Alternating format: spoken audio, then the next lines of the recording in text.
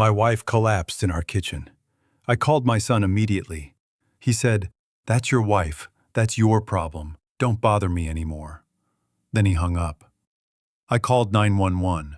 Then I climbed into the ambulance, held her hand, and made one more call to my lawyer. Cut everything. Every single transfer. Effective today. 2 days later, my son's number lit up my phone over and over, every hour, unanswered. He had no idea what he had just started. Thanks so much for being here at Dad's Revenge Stories. Before we begin, comment your country and city. I love seeing where everyone is watching from. This story includes a few fictional elements for entertainment and reflection. Any similarity to people or places is purely coincidental, but the lesson is worth hearing. The coffee maker still runs at 5:15 in the morning. I never changed the timer. Eleanor set it 22 years ago, when I was still getting up before dawn for work. And somewhere along the way, it just became the sound of morning in this house. That soft gurgle and hiss from the kitchen. The smell of coffee creeping under the bedroom door before I even opened my eyes. I've been retired for 5 years now. I don't need to be up at 5:15. But the coffee maker doesn't know that. And some mornings, neither do I. I'm Arthur Brooks, 68 years old. For 35 years, I crawled under houses, dug up front yards, and fixed the pipes that the rest of the world never thought about until something went wrong. I worked for a plumbing company out of East LA for most of that time, and then the last 8 years, I went independent. Just me and a truck, and a phone that rang more than I wanted it to. I retired the same year my knees finally filed their formal complaint. My hands are still rough, probably always will be. This house has been mine since 1987. 2 bedrooms, 1 bathroom, a kitchen with a window that looks out onto a yard where my parents once planted an orange tree that somehow survived everything. Drought, neglect, a particularly bad winter in 2011 that killed the tomatoes but spared the tree, like it had made some private arrangement with the weather. Eleanor used to go out there every morning in her robe and check on it. She talked to that tree. I never told her I thought that was strange, because the tree kept producing fruit, and I figured she knew something I didn't. Eleanor has been gone for 6 months now. The robe still hangs on the hook behind the bathroom door. I keep meaning to move it.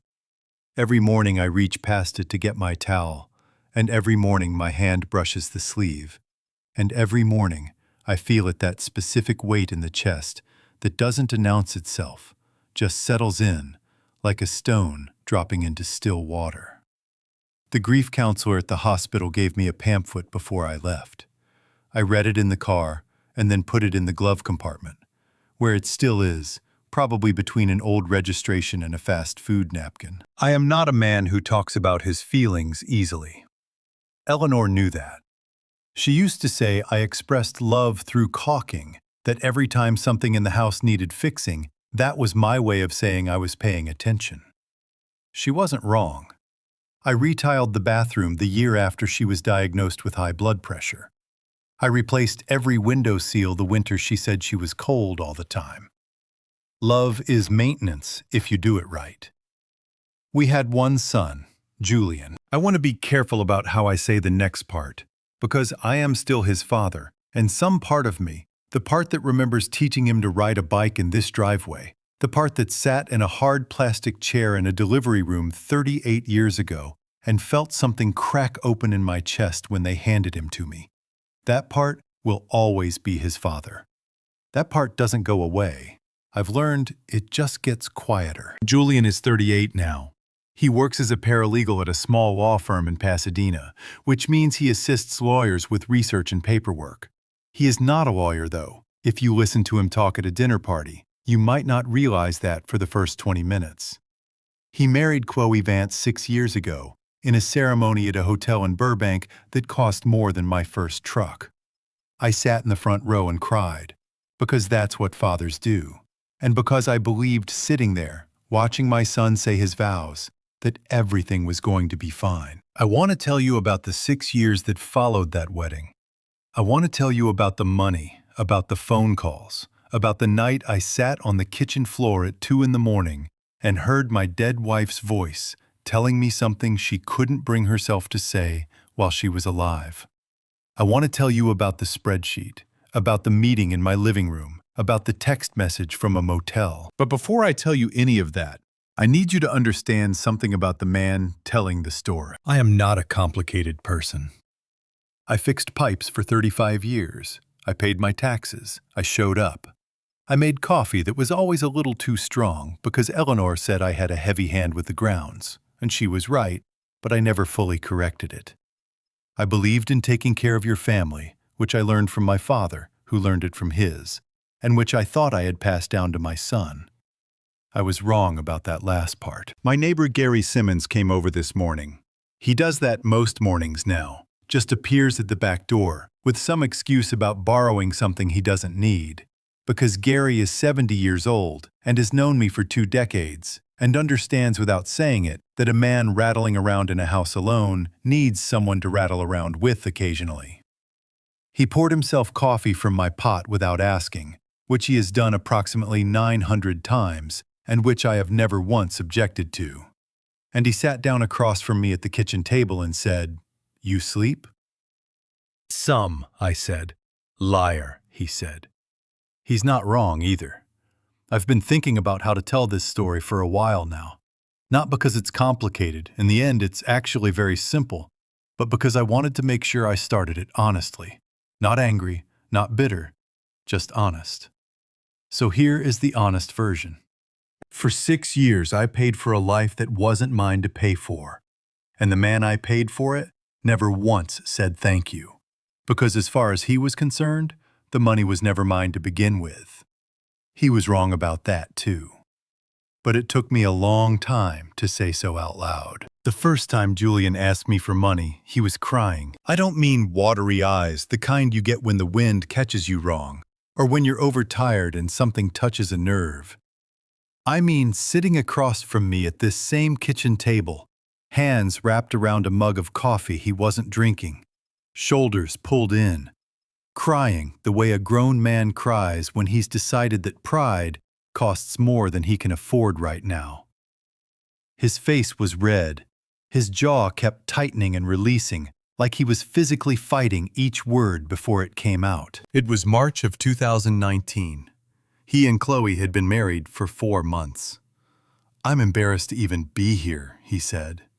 He couldn't look at me directly. His eyes kept dropping to the table, to the mug, to his own hands. I told myself I wasn't going to ask. I drove here 3 times and turned around in the driveway. "Then come in the 4th time," I said. "What's going on?" He took a breath that shook on the way out. What he told me was this. Chloe's family had expectations. Not unreasonable ones, he said quickly, just different from what he grew up with. Her father, Richard Vance, had spent 30 years as a regional manager for a logistics company in Burbank. Her mother, Donna, had worked in banking. They owned their home outright, took vacations, replaced their cars on a schedule. They were not wealthy by any dramatic standard, but they were comfortable in the specific way that makes comfort feel like the natural order of things, rather than something you have to build. Julian had grown up in this house. 2 bedrooms, 1 bathroom, a father whose hands smelled like pipe sealant, and a mother who quipped coupons, not because she had to, but because wasting money made her genuinely anxious. We weren't poor, we were careful. There's a difference, but it doesn't always feel like one when you're standing next to someone who's never had to be. Chloe's dad made a comment, Julian said, at dinner last week, about how it's a man's job to provide. How he never let Donna worry about a single bill in 40 years of marriage. He finally looked up at me. His eyes were swollen at the corners. I sat there and I smiled and I said I felt the same way. And then I came home and I looked at our bank account and I just, "Dad, I don't know how to do this." The thing about being a father is that nobody warns you about this specific moment. They warn you about the sleepless nights when they're infants, and the slammed doors when they're teenagers. Nobody mentions the particular pain of watching your adult son sit at your kitchen table and cry because the life he's trying to build is outpacing what he knows how to carry. My chest tightened so hard I had to breathe through it. Eleanor appeared in the kitchen doorway. She had that way of knowing I never figured out how in 40 years of marriage she always knew when to appear and when to stay back. She looked at Julian's face, then at mine, and she came and sat beside him and put her hand over his on the table. "Tell us what you need," she said. Simple as that. Not, "Tell us what happened," or "Explain yourself," or "How did you let it get this far?" Just tell us what you need. Julian pressed his lips together hard. His chin trembled once before he got it back under control. "There's a shortfall," he said, "in the rent. And Chloe's parents have been covering some things that we said we'd take over, and I told them we had it handled, and we don't quite have it handled yet." "How much?" I asked. He told me. I didn't flinch. I was raised not to flinch at numbers. You look at what a thing costs, you decide if it's worth it, and you either pay it or you don't. I looked at my son's face. 20 years of getting him to this point, this kitchen table, this life.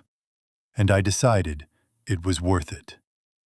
"I'll transfer it Monday," I said. Julian's breath left him in one long exhale, like he'd been holding it since he pulled into my driveway. He nodded, jaw tight, eyes bright. "I'll pay you back," he said. "I just need a few months to get things stabilized. I swear, Dad, this won't become a habit." "I know," I said. I believed him. That is the part I want you to understand clearly. I believed my son completely sitting at that table, watching him wipe his eye with the back of his hand, the way he used to do when he was 9 years old and didn't want me to see him cry. I believed him because I raised him, and because Eleanor was squeezing his hand, and because every man I had ever respected in my life had told me that taking care of your family was the most important thing you could do with whatever you'd managed to earn. Gary was in the driveway when Julian left. He'd come over to return a socket wrench he'd borrowed 2 weeks back, which was Gary's version of checking in without calling it checking in. Julian waved at him from the car. Gary waved back, waited until the car turned the corner, then walked up to the porch where I was standing. He held out the socket wrench. I took it. "Everything all right?" he asked. "Fine," I said. Julian just needed a little help getting on his feet. Gary looked at the empty street where Julian's car had been. He had a particular expression he used when he was choosing not to say something. A slight tightening around the mouth, a careful neutrality in the eyes. He'd been wearing it, I would later understand, for years. "All right," he said finally. "You need anything, you know where I am." He went back across the yard. I went back inside. That was the first transfer.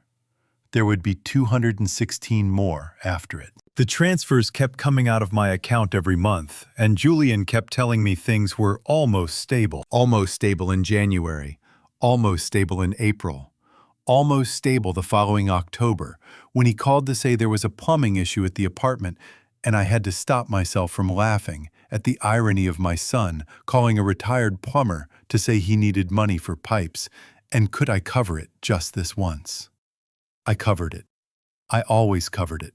That was the arrangement, even though neither of us ever said the word arrangement out loud. Eleanor tracked it differently than I did. Where I looked at numbers, she looked at Julian's face on the phone screen during their Sunday video calls. She started mentioning things to me in the evenings, quietly, the way she mentioned everything that worried her, offhand while she was doing something else, so I couldn't make a big deal of it. "He seems tired," she said one night, folding laundry on the bed. "He's working hard," I said. She folded a pillowcase and didn't answer. Eleanor's silences had texture. That one felt like disagreement she'd decided wasn't worth the argument. The first time we were invited to the Vance house for dinner was the spring of 2020. I remember because I wore the blue button-down Eleanor had given me for my birthday, and she straightened my collar twice in the car and said, "Just be yourself, Art. Don't try to be impressive."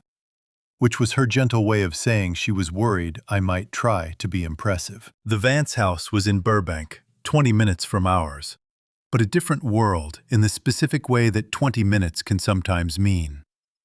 Richard Vance, Chloe's father, met us at the door. He was a broad man, thick through the shoulders, with the handshake of someone who had decided a long time ago that a firm grip was a personality. He wore a collared shirt with a small logo on the chest, and slacks with a crease sharp enough to cut bread. Arthur, He said, like he'd been practicing. Good to finally put a face to the name. Donna Vance appeared behind him, small and precise, hair set in a way that suggested she had gotten up early to ensure it. She smiled at Eleanor and said the house smelled lovely, which Eleanor had spritzed with something from a bottle before we left, and which I was not supposed to mention. Robert was on the couch when we walked into the living room. Chloe's younger brother, 24 at the time, lanky in the way of someone who had recently stopped growing and hadn't quite figured out what to do with the extra height. He was watching something on his phone, with one earbud in, and looked up just long enough to nod at us before looking back down. Donna said his name sharply. He pulled the earbud out and said, "Hey, nice to meet you," with the enthusiasm of a man diffusing a very boring bomb. The dinner was pot roast and green beans and a bottle of red wine that Richard poured with the ceremony of someone who wanted you to notice the label. Julian sat at the table like he owned it, relaxed, laughing easily, topping off glasses before they were empty, telling a story about a case at the firm that had everyone leaning in. I watched my son work that room the way I had watched him work rooms since he was a teenager. That easy charm that had always come naturally to him, and I felt the familiar combination of pride and something I couldn't quite name. It was after dinner, when Eleanor and Donna were in the living room, and Richard had stepped outside to check on something in the garage, that Julian went into the kitchen to help Chloe with the dishes. I followed to offer the way you do, and stopped in the hallway when I heard Julian's voice through the half-open door. He was talking to Richard, who had apparently come in through the back. "I want you to know," Julian was saying, "that the roof situation is handled. I've been working overtime for the past 3 months to put that money together, picked up extra research projects, billed extra hours, whatever it took." I stood very still in that hallway, Richard's voice warmer than I'd heard it all evening. "Julian, you didn't have to do all that." "Yes, I did," Julian said. "Chloe's family is my family now, sir. I'm not going to let something like a roof become a problem when I can handle it." A brief pause. I'd appreciate it if you didn't mention it to my parents. They'd worry, you know how they are. They wouldn't understand why I didn't ask them for help instead of handling it myself. I had given Julian $15,000 4 months earlier to cover that roof repair. I had transferred it from my personal savings account on a Thursday afternoon, while Eleanor was watching her cooking show in the other room. My hand found the hallway wall. Not for support I wasn't dizzy. I just needed something solid under my palm while I processed what my son had just said about me to his father-in-law. That I wouldn't understand. That I was the kind of parent a man had to work around rather than wean on. I stepped back from the doorway before Julian came out of the kitchen. Chloe appeared with a plate of brownies, and everyone settled back into the living room, and Richard clapped Julian on the shoulder twice and said loudly enough for the room to hear, "You've got a good man here, Chloe. Works like a dog and never complains." Julian smiled and ducked his head like he was embarrassed by the praise. Eleanor caught my eye from across the room. She tilted her head slightly, the way she did when she was asking a question without asking it. I shook my head once. Later, I told myself. I'll figure out what that was later. "More wine, Arthur?" Richard asked, already lifting the bottle. "Sure," I said. "Thank you." I told myself I must have misheard part of it. I was good at telling myself that. 3 more years passed the way years do when you've settled into a pattern you've decided not to examine too closely. Steadily, quietly, with enough good days in between to make the arrangement feel normal. The transfers went out every month. Sometimes Julian called ahead to explain what they were for. Sometimes the money just disappeared from my account, and I'd get a text 2 days later saying, "Thanks, Dad, things are almost there." I stopped asking what almost there meant. Eleanor stopped mentioning it on Sunday calls, or maybe she just stopped mentioning it to me. I was good at not asking questions I wasn't sure I wanted answered. And she was good at protecting me from things she thought would hurt me more than help me. In the summer of 2023, Julian called to tell me that the Vance family was taking a trip to Florida. Clearwater Beach, a resort a week in late August. He sounded careful on the phone, the way he always sounded when he was packaging something before he handed it to me. Chloe's dad set the whole thing up, Julian said. It's kind of a family thing on their side, so it wouldn't really make sense for you and Mom to come along. You understand. Of course, I said. That sounds nice for them. It's going to be a good trip, he said. And then almost as an afterthought, I love you, Dad. He said it the way people say things they want to be true. I told him I loved him too, and we hung up, and I went back to the garage where I'd been patching a slow leak in the garden hose, which was the kind of problem I actually knew how to fix. Eleanor was quieter than usual that evening. She made soup for dinner, something she did when she was thinking, because soup required enough attention to keep her hands busy, but not enough to stop her mind from working. She set a bowl in front of me and sat down and said, "Do you think it costs a lot, a resort in Florida?" "Probably," I said. She looked at her soup. "I hope they have a good time." I said I hope so too, and I meant it. That was the honest truth. I wanted my son to have a good time at a resort in Florida with his wife's family.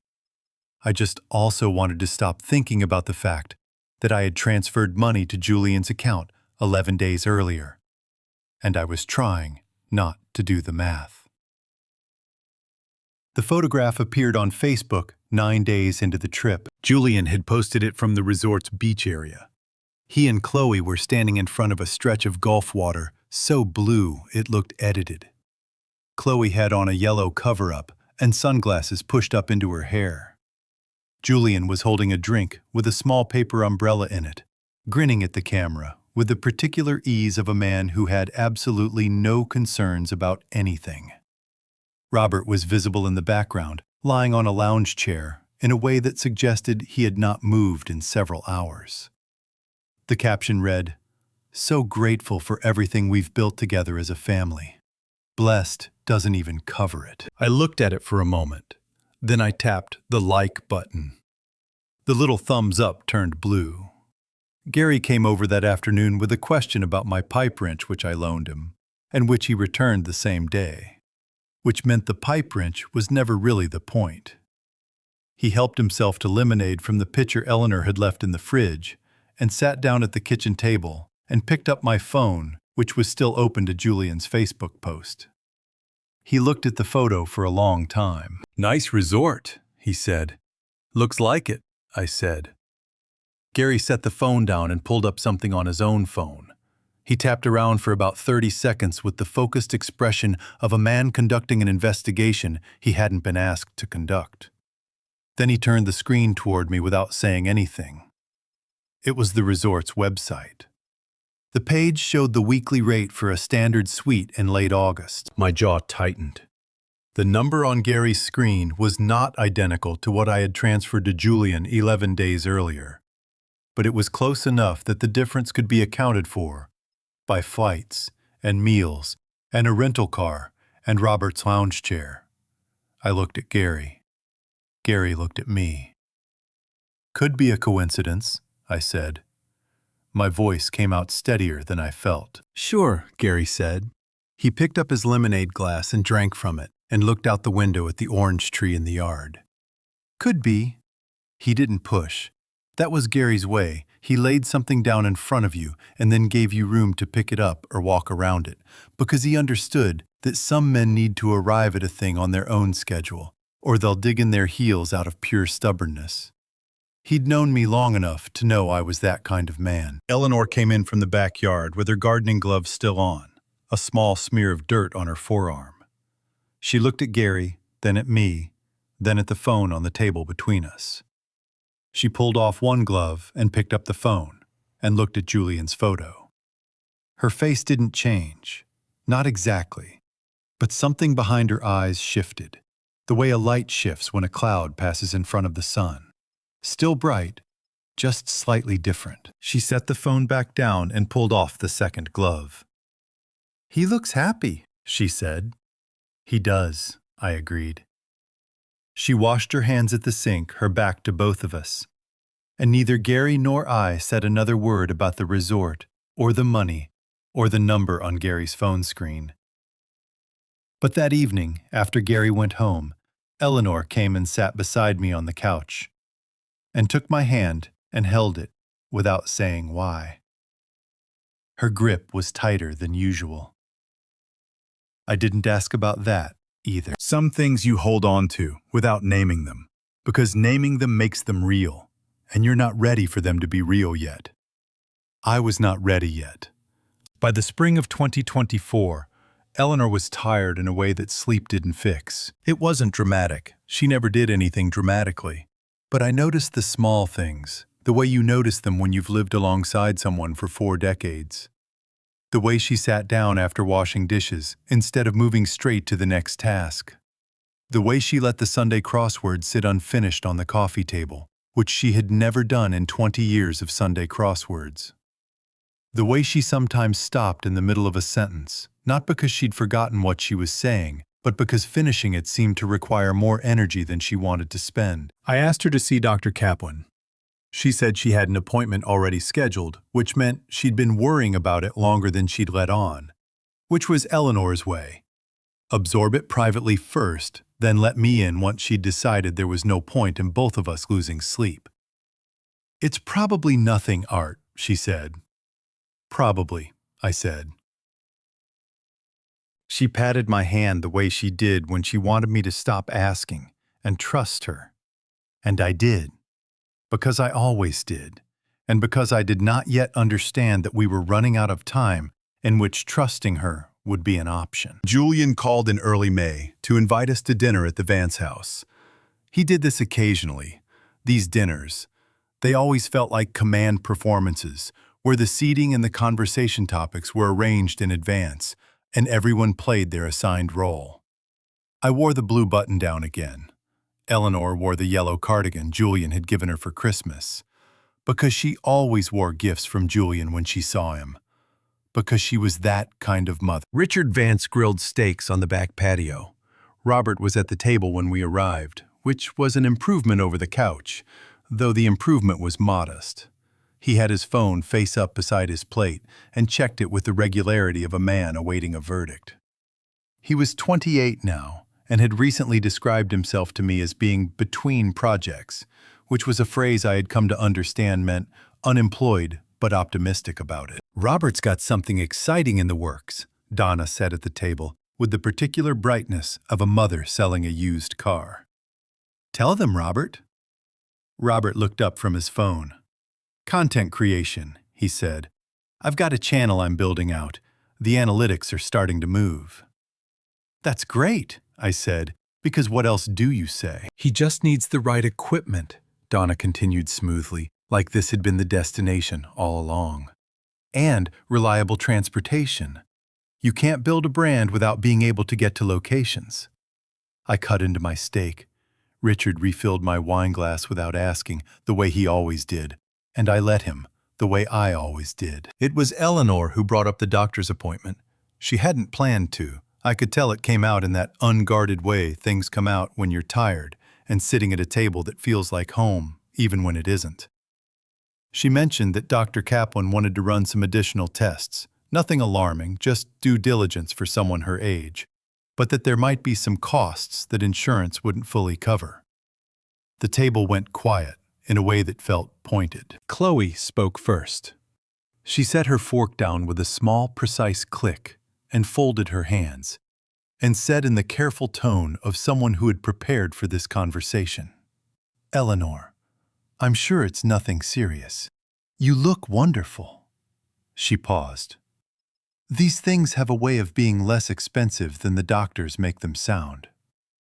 "We just want to be prepared," I said. "Of course," Chloe said.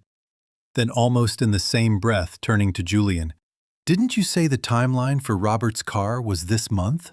Julian's jaw shifted almost imperceptibly. Something moved across his face so fast I might have imagined it. The flash of a man recalibrating. "Yeah," he said. "Yeah, we'd talked about this month." "Because the dealership offer expires," Donna added helpfully. Richard nodded across the table, like a man confirming minutes at a board meeting. "Robert's been patient, and the opportunity with the company won't wait. If he doesn't have reliable transportation by the 1st of June, the whole thing falls through." I looked at Julian. Julian looked at his plate. "What company?" I asked. "Richard's been kind enough to arrange an introduction," Julian said, still not looking up. "For Robert, at his old firm. But it requires there are logistics involved." It requires a car, Robert said flatly, apparently deciding that the diplomatic version was taking too long. He picked up his phone, checked it, set it back down. "A reliable one, not whatever I've been driving." Eleanor's hand found my knee under the table, not squeezing, just resting there. The weight of it. I looked around that table, at Richard, who was cutting his steak with great focus, at Donna, who was smiling at me with the patient expression of someone who has already decided how the evening ends, at Robert, who was checking his phone again, at Chloe, who was watching Julian, at Julian, who was finally looking at me and whose expression I had seen before in this kitchen 5 years ago, when he was sitting across from me with a mug of coffee he wasn't drinking, and tears running down his face. He wasn't crying now. He looked tired, and certain, and slightly sorry in the way of a man who has decided that being slightly sorry is close enough. "We can talk about it on the way home," Julian said to me quietly. "Sure," I said. I finished my steak. I laughed at something Richard said about his neighbor's sprinkler system. I helped Eleanor with her jacket when we left, and I held the car door for her, and I waited until we were 2 blocks away before I said anything. "Julian is going to ask us to cover the car," I said. Eleanor looked out the passenger window. "I know," she said. "And Eleanor's tests, I know, Art." Her voice was soft, but the words landed hard. "I know." We drove the rest of the way home without speaking, the quiet between us full of things we hadn't figured out how to say yet. 3 days after that dinner, Julian came to the house with a folder. Not a manila envelope, not a briefcase, a folder. The kind you buy at a drugstore, dark blue with a little metal clasp at the top. He set it on my kitchen table with the deliberate care of a man who wanted you to notice that he had prepared. He was wearing his work clothes, slacks and a collared shirt with the sleeves rolled to the elbow, which I recognized as his version of looking professional without trying too hard. Eleanor was in the bedroom resting. She'd had a dizzy spell that morning, minor, the kind she'd been brushing off for weeks. But I'd made her lie down, and she hadn't argued, which told me she felt worse than she was admitting. Julian sat across from me and opened the folder. "I've been thinking about what we talked about at dinner," he said. "About clarity, about everyone being on the same page financially." He slid a document across the table toward me. "I put something together." I picked it up.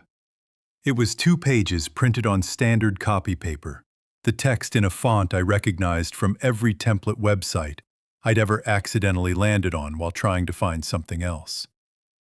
The header read, "Financial Boundary Agreement," in bold, centered the kind of formatting that announces its own importance. Julian's name was typed into several blanks throughout the document, and mine. And there were lines at the bottom for signatures and a date. I read it slowly. I am not a fast reader under normal circumstances, and I was being deliberately slow now, the way I used to be slow when a customer described a plumbing problem in a way that didn't quite add up. Taking my time, not because I was confused, but because I wanted to understand exactly what I was being handed before I responded to it. The document stated, in language that wanted very much to sound legal, that Arthur Brooks agreed not to interfere with or make claims upon funds currently managed by Julian Brooks. and that Julian Brooks acknowledged no financial obligation to Arthur and Eleanor Brooks beyond what was explicitly agreed upon in writing going forward. I set it down on the table. "Where did you get this?" I asked. Julian's chin lifted slightly. "I drafted it. I work in a legal environment, Dad. I know how these things work." I looked at the document again. The font, the generic header, the blank spaces where a real attorney would have put specific account numbers, asset descriptions, jurisdictional clauses. In 35 years of working in people's houses, I had learned to recognize the difference between a real repair and something that had been patched together to look like one. This was a patch job. "I'll think about it," I said. Julian's shoulders settled with relief he didn't bother to hide. "That's all I'm asking.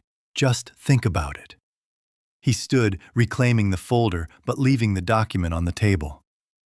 "I just think it's cleaner this way. For everyone." He said goodbye and let himself out, and I sat at the kitchen table with that piece of paper in front of me until I heard his car pull away from the curb. Then I picked up my phone and called Thomas Reed. Thomas had been my lawyer for 30 years. We'd grown up 4 blocks apart in this same neighborhood, gone to the same high school, drifted into different lives, and then back into each other's orbit when I needed someone to handle the paperwork on this house in 1987. He did real estate law and estate planning, and occasionally helped me with contracts when I was running my own business. And he was the kind of man who answered his phone on the second ring, and never made you feel foolish for calling. "Art," he said, "what's going on?" I described the document. He asked me to take a photo and send it to him, which I did, and there was a pause of about 45 seconds while he looked at it. "Okay," Thomas said. "First thing, this isn't a legal document. In California, a financial agreement between family members requires specific language, notarization, and in most cases, the involvement of independent legal counsel for both parties to be enforceable. This is a template from the internet with your son's name typed into it. If he tried to use this in any legal proceeding, it would be thrown out before the judge finished reading the header." "I figured something like that," I said. "The fact that he brought it is what concerns me," Thomas said. His voice was careful the way it got when he was telling me something he thought I needed to hear without making me feel ambushed by it. "A document like this, even a fake one, tells you what someone is worried about. And what Julian seems to be worried about is your access to money he's been managing." I looked at the document on the table. "Thomas," I said, "I've been transferring money to Julian every month for 5 years. A pause. "How much?" I told him the rough monthly figure. There was a longer pause. "Art, do you have records of all of it?" "Bank statements," I said. 5 years of them." "Keep them," Thomas said. "All of them. Don't throw away a single page." Another pause, shorter. "And Art, don't sign that paper. Don't sign anything he brings you without calling me first." "Wasn't planning to," I said. We hung up. I folded Julian's document in half and put it in the kitchen drawer where I kept batteries and takeout menus and things I wasn't sure what to do with yet. Then I went to check on Eleanor. She was lying on her side with her eyes open, looking at the window. The afternoon light came through the curtains in thin strips across the bedspread. "Was that Julian?" she asked. "Yes," I said. She was quiet for a moment. Her hand moved slowly on the bedspread, smoothing a wrinkle that wasn't there. "Art," she said. Her voice had that careful quality it got when she was working up to something. "I need to tell you something. About Julian. About the money." She stopped. Her hand kept moving on the bedspread, slow and rhythmic. "I've been trying to figure out how to say it. Eleanor." "Not tonight," she said quickly. "I'm too tired tonight. But soon. Okay, I need you to let me say it when I'm ready." "Okay," I said. I sat on the edge of the bed beside her. "Whenever you're ready." She reached over and took my hand and closed her eyes. She never found the words in time. Eleanor fell on a Tuesday morning in June, and I was in the garage when it happened. I was replacing a washer on the utility sink, a 10-minute job I had been putting off for 2 weeks because retirement had given me the luxury of procrastination I never had when I was working. I heard the sound from the kitchen. Not a crash, not a scream, just a single, heavy thud. The kind of sound that a body makes when it meets a floor without being ready for it. I knew what it was before I registered that I knew. I dropped the wrench and ran. She was on the linoleum beside the kitchen counter, on her side, one arm stretched out like she had tried to catch herself and missed. Her eyes were closed. The coffee mug she had been carrying was on the floor beside her, unbroken, the coffee spreading in a dark stain toward the baseboard. I said her name, and she didn't answer. And I said it again, louder, and dropped to my knees beside her, and my hands were already shaking before I touched her face. Her skin was warm. She was breathing shallow but steady. I could feel the pulse in her neck, faint and fast under my fingers. I grabbed the phone from the counter and called Julian. It rang 4 times. I stood in my kitchen with Eleanor on the floor beside me, counting the rings, and on the 4th one he picked up. "Dad." His voice was flat, distracted, the voice of a man in the middle of something else. "Julian." My own voice surprised me how steady it came out, how contained, when what was happening inside my chest was nothing like steady or contained. "Your mother fell. She's unconscious. I need you to come." A pause. Not long, 2 seconds, maybe 3. Long enough. "That's your wife," Julian said. "That's your problem. Don't bother me anymore." The line went dead. I stood there for 1 moment, just one, holding the phone against my ear, even though the call was over, listening to the silence where my son's voice had been. Eleanor's breathing was the only sound in the kitchen. The coffee was still spreading along the baseboard. The morning light came through the window above the sink, the same as it did every morning, like nothing unusual was happening at all. Then I called 911. The dispatcher was calm and clear and walked me through exactly what to do, and I did it. Checking Eleanor's airway, making sure she hadn't struck her head on the counter edge on the way down, keeping her still, talking to her even though she couldn't hear me, because the dispatcher said to talk to her, and because I needed to hear my own voice, saying her name out loud, needed the sound of it to keep me from going somewhere dark inside my own head. The paramedics arrived in 7 minutes. I know because I counted. I stood back and watched them work, 2 young men who moved with the efficient calm of people who do this every day. Asking me questions, I answered as precisely as I could. Her age, her medications, her doctor's name, when she had last eaten. Dr. Kaplan. Her blood pressure medication. This morning, oatmeal with blueberries. The same breakfast she had eaten almost every day for 15 years. They got her onto the gurney. One of them told me she appeared to have had a transient ischemic attack. A TIA, he explained, sometimes called a mini-stroke. A brief interruption of blood flow to the brain that typically didn't cause permanent damage, but required immediate evaluation and was often a warning sign of something that needed to be addressed. He said it carefully, the way medical people say things they want you to understand without frightening you past the point of usefulness. I nodded and thanked him, and followed them out to the ambulance. I climbed in after them and sat in the small fold-down seat near the door, while they worked and the doors closed and the siren started, and we pulled away from the curb in front of the house where Eleanor and I had lived for 37 years. I called Thomas from inside that ambulance. The siren was loud, and I pressed the phone hard against my ear, and I could hear Thomas pick up on the second ring the way he always did, and I could hear the background quiet of his office, and I was aware of how strange it was, how dissonant the wailing of that siren, the controlled movements of the paramedics, Eleanor's still face above the oxygen mask they'd put on her, and me on the phone with my lawyer, voice level, making a decision I had been moving toward for a very long time. Thomas, I said, cut everything. Every transfer, every automatic payment, every single thing going to Julian's accounts. Effective today. A beat. Art, are you sure? Right now. I looked at Eleanor. The oxygen mask, the IV line in her arm, the paramedic writing something on a clipboard. Outside the small window, East LA moved past at speed. Do it right now, I said. Don't wait. Done, Thomas said. I'll handle it within the hour. I put the phone in my pocket.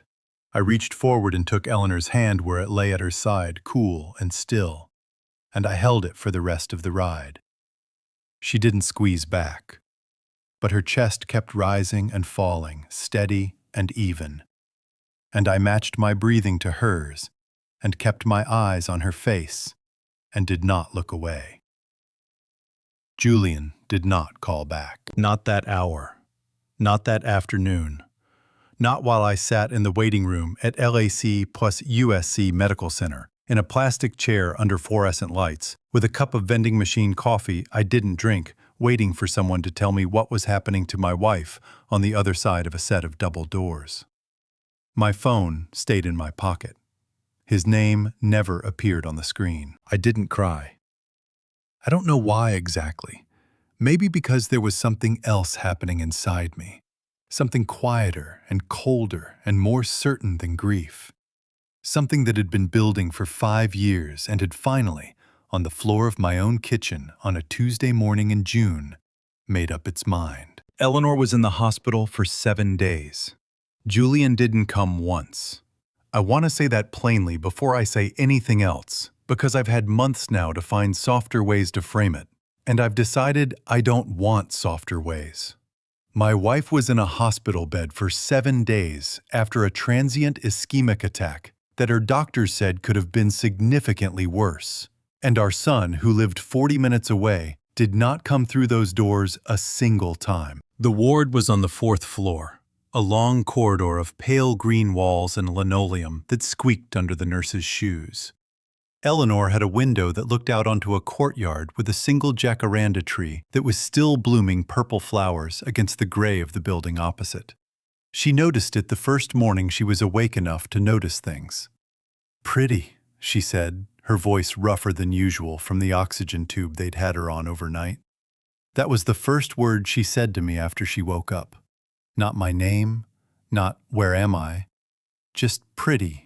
About a tree in a courtyard that nobody else in that building probably looked at twice. That was Eleanor. Her nurse was a woman named Patricia, late 40s, steady hands, the kind of calm that read less like indifference and more like someone who had learned long ago to keep their own emotional weather from interfering with their work. She explained things clearly and checked on Eleanor more often than her rounds required. And on the second day, she brought Eleanor a crossword book from the gift shop downstairs. Unprompted, because she'd noticed Eleanor looking longingly at the one I'd brought that was too difficult. "The Tuesday ones are easier," Patricia said, setting it on the bedside table. "Work up from there." Eleanor pressed her lips together and her eyes got bright. She did not cry. She was as stubborn about crying as I was. But she said thank you in a voice that meant considerably more than the words. I came every day. I arrived when visiting hours started and left when they ended, and in the hours between, I sat beside Eleanor's bed and we talked. Or we didn't talk. And sometimes I read to her from the newspaper because her eyes tired easily. And sometimes she slept, and I just sat there, watching the jacaranda tree through the window, thinking about nothing and everything at the same time. She asked about Julian on the second day. I had been waiting for it. "Has he called?" she asked. She was working a crossword pencil, moving slowly, eyes down. "He's been busy," I said. "You know how work gets." Her pencil stopped. She didn't look up. "Art." "He knows you're okay," I said. "I told him the doctors are pleased with how you're responding." She set the pencil down on the crossword book and folded her hands on top of it, and looked out the window at the jacaranda tree for a long moment. Her jaw was tight, and her eyes were dry, and she had the expression of a woman doing a precise and painful calculation in her head. "Okay," she said finally, and picked the pencil back up. She didn't ask again, not on the third day or the fourth. She asked about Gary. I told her he'd mowed my front lawn without being asked, which made her smile. She asked about the orange tree in the yard. She asked if I was eating properly, which was her way of taking care of me from a hospital bed. And I told her yes, even though the answer was approximately yes, meaning coffee and whatever Patricia pointed me toward in the vending machine area at lunch. On the fifth day, Patricia pulled me aside in the corridor before I went in. "She had a hard night," Patricia said quietly, her eyes direct. "Not medically, the numbers are stable. But she was upset. She asked for you around 2 in the morning, and we called, but—" "My phone was on silent," I said. My chest tightened so hard I had to breathe through it. "I didn't hear it. I'm sorry." Patricia touched my arm briefly. She settled down after a while. I sat with her, but she was asking about her son. A pause. She mentioned him several times. I nodded. I could not say anything that would have been useful, so I said nothing and went into the room. Eleanor looked smaller in the morning light. Not frail, she would have objected to frail, but compressed somehow, like she was conserving something.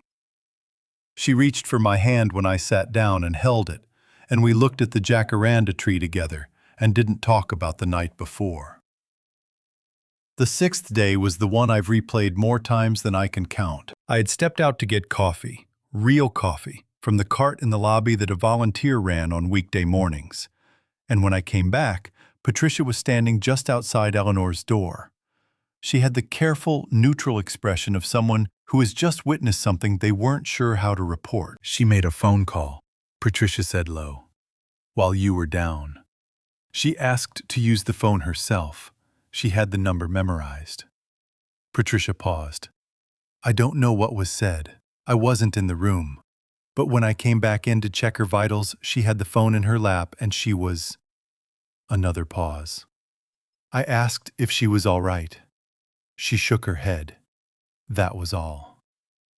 I stood there in the corridor with my coffee going cold in my hand.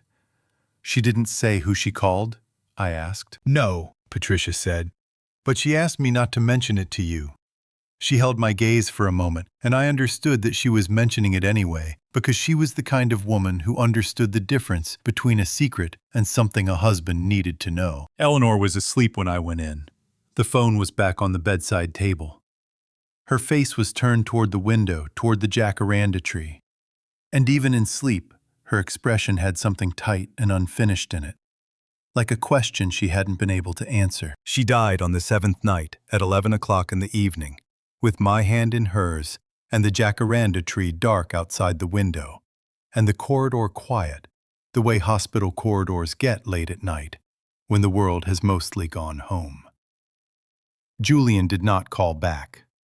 Not that day. Not that night.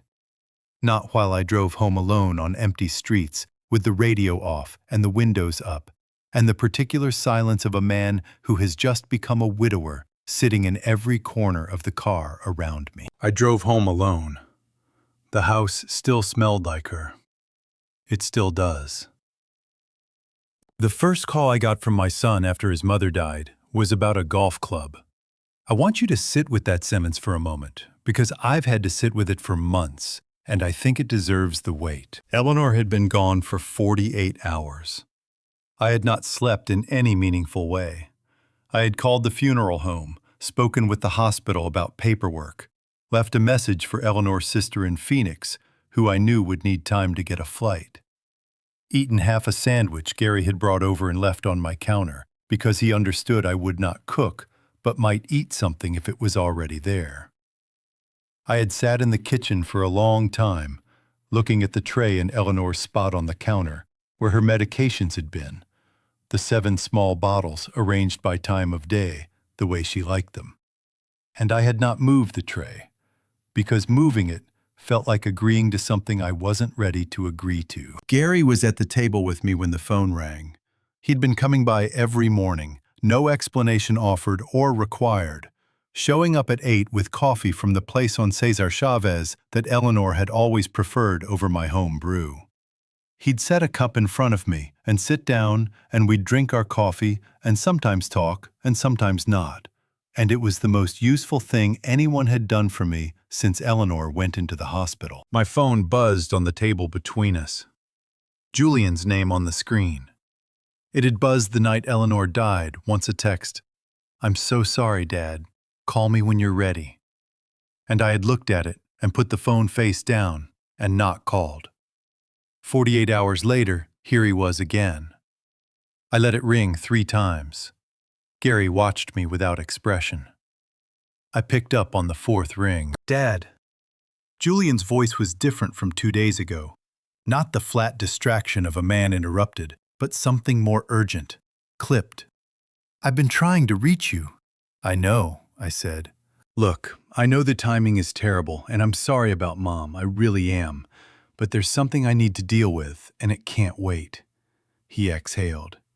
"The Verdugo Hills Golf Club sent a suspension notice to the Vances, Richard's membership. Apparently there were automatic payments coming out of an account that have stopped, and now they're saying he's in arrears, and his access has been suspended." A beat.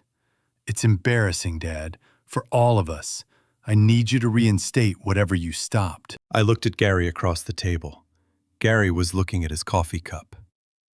"Julian," I said, "your mother has been dead for 2 days." "I know that." His voice tightened. I said the timing is terrible, but this isn't something that can sit. Richard is humiliated. He's been a member there for 12 years, and now he's getting calls from the membership office and people are noticing. "Richard's golf club membership," I said slowly. "It's not just a golf club. It's a professional network, Dad. These things matter to people like Richard. You don't understand." "I understand fine," I said. "I'll think about it." I ended the call. Gary looked up from his coffee cup. He studied my face for a moment, the way he studied things carefully without rushing. "Golf club," he said. "Golf club," I said. Gary picked up his cup, drank from it, set it back down. "Huh," he said, which was Gary's version of saying everything that needed to be said. The next morning, Julian came to the house. I heard his car in the driveway and stood at the kitchen window and watched him walk up the front path, hands in his pockets, jaw set. The particular posture of a man who has decided he is the reasonable one in a situation he hasn't fully examined. He knocked twice, and I opened the door, and we stood there, looking at each other. He had not been inside this house since before Eleanor went into the hospital. He stepped into the hallway, and I watched his eyes move across the living room, the tray of medications still on the counter, the crossword book Eleanor had brought home from the hospital on a good day last year, the reading glasses on the side table. And something shifted in his expression, just briefly, a crack in the surface before it closed again. "Dad," he said, "I'm sorry. I know I should have come sooner." "You should have come to the hospital," I said. 7 days. His jaw tightened. "I know. Things were complicated. With Chloe and the Vances and the situation. Julian." I said his name the way I used to when he was a boy, and had said something that required stopping. He stopped. "Your mother asked about you every day. She called you herself from her hospital bed the day before she died. You didn't call back." The crack came back and stayed longer this time. His eyes dropped to the floor, then came back up. "I know," he said quietly. "I know, Dad." For one moment, just one, I thought we might be heading somewhere different, somewhere honest. Then he straightened and said, "The thing with Richard isn't going away. He told me yesterday that he'd arranged an introduction for Robert at his old firm, but the whole thing is contingent on Robert making a professional impression, and Robert can't do that without reliable transportation. I know you stopped the transfers, but if you could just reinstate one."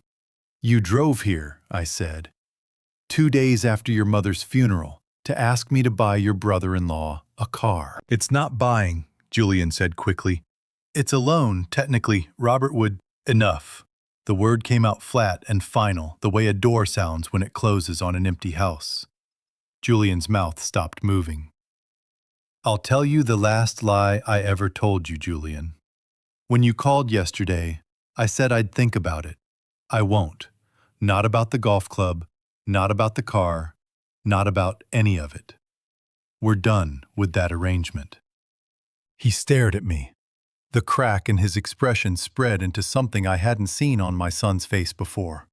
Not anger, not charm, just the raw, undefended look of a man realizing the floor he's been standing on for years has just stopped being there.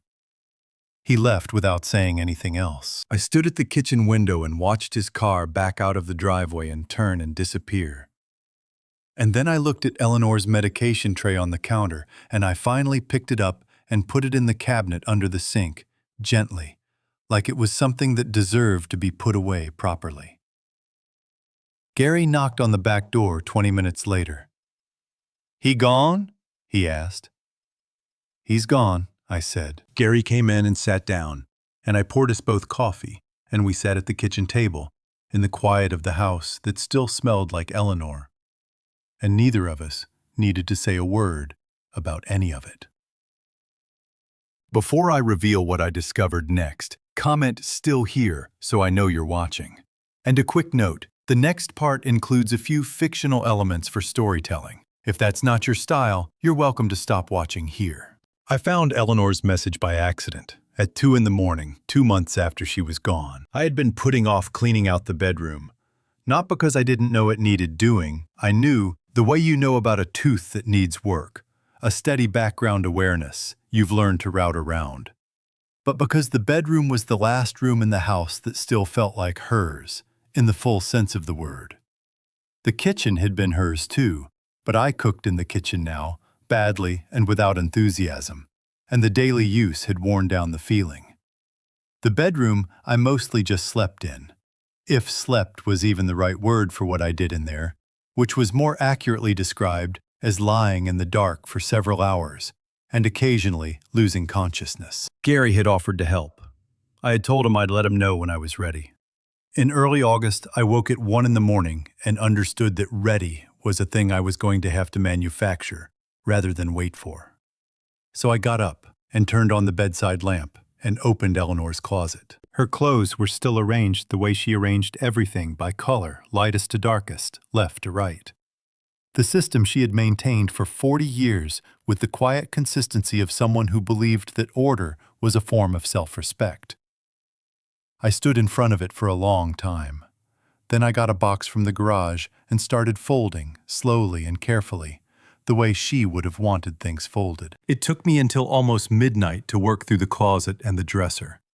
I made 4 boxes for donation, 1 box for Eleanor's sister, and 1 small pile of things I couldn't put in a box yet. A cardigan that still held the faint trace of her soap. The reading glasses, with the small scratch on the left lens, from the time she dropped them at the beach and I stepped on them accidentally, and felt terrible for a week. A birthday card I had given her 11 years ago that she had kept in her top drawer because she said I had written something good in it, which I didn't remember writing, but apparently had. The hock drawer was the last thing I opened. Eleanor kept it the way most people keep junk drawers, batteries of questionable charge, an expired coupon or two, a flashlight that worked intermittently, a notepad with 2 pages of grocery lists in her handwriting, a phone charger for a model neither of us owned anymore, and at the back, behind a rolled-up measuring tape, my old cell phone. I'd switched to a new phone 14 months ago. The carrier had transferred my number, my contacts, everything that mattered. The old phone I'd put in the drawer with the vague intention of recycling it, and then forgotten completely. The way you forget things that have been replaced. I picked it up. The screen was black and dead. I looked at the charger tangled beside it, the right model by chance, or by Eleanor's particular habit of keeping things that might be useful.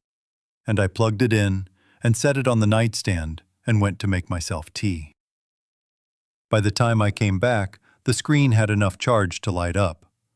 There was one voicemail, unheard, from Eleanor, recorded on a Tuesday in March, 3 months before she died. I sat down on the edge of the bed. The tea was hot in my hands. I looked at her name on the screen the way I had entered it when we first got cell phones. Just Eleanor, because there was never going to be a reason to specify. And I pressed play. Her voice came through the small speaker and hit me somewhere behind the sternum, the way her voice always had, even after 40 years of hearing it every day. She sounded tired. Not the tired of that last week in the hospital, but a different kind. The tired of someone who has been carrying something they don't know how to put down. Art, she said. I'm not sure how to say this. I've been trying to figure out how to say it for a long time. A breath. I think Julian has been taking our money. Not just the transfers you know about. I think there's more. I think he's been telling people, Richard, Donna, all of them, that it comes from him. I overheard something a few months ago, and I didn't know what to do with it. And I kept thinking I'd find the right moment to tell you. And then I'd think about how angry you'd be and how you'd look at him, and Her voice broke slightly on the last word and then steadied. I didn't want you to hate him, Art. He's still our son. But you need to know. You deserve to know. I'm sorry I didn't say it to your face. I'm sorry it took me this long. The recording ended. The room was completely still. The nightstand lamp cast a small yellow circle on the ceiling. Outside, a car passed on the street, its headlights sweeping briefly across the curtains. And then it was gone. I sat on the edge of the bed with Eleanor's voice still in my ear, and the tea cooling in my hands. And I felt something move through me that I don't have a clean word for.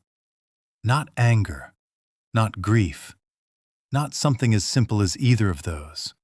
It was more like the feeling you get when you finally see the source of a leak you've been tracing for hours.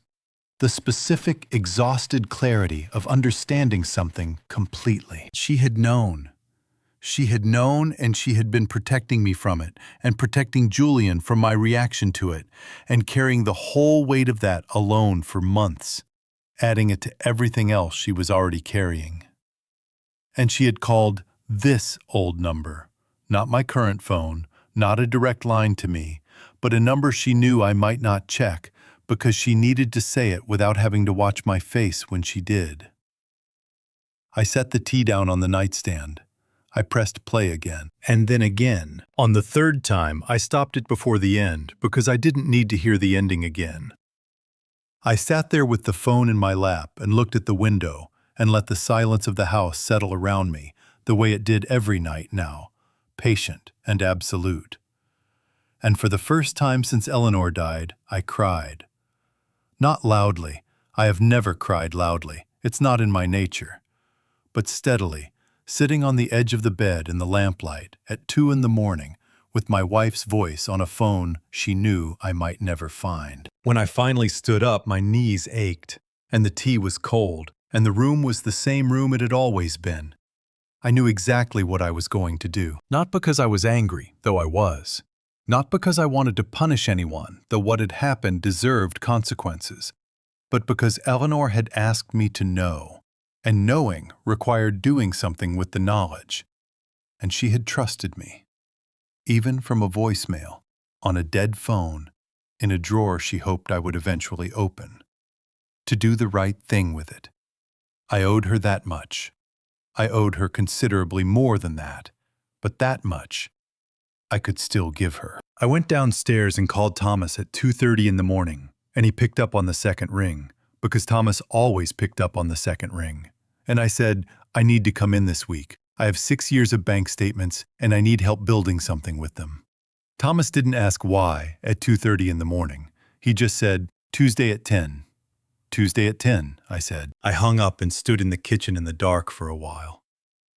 Then I turned on the light and made fresh tea and sat down at the table, and for the first time in 2 months, I felt something that wasn't grief or numbness or exhaustion. I felt ready. Thomas Reed's office was on a quiet street in Pasadena, the kind of street where the buildings were old enough to have character, but maintained well enough that you knew the rents weren't cheap.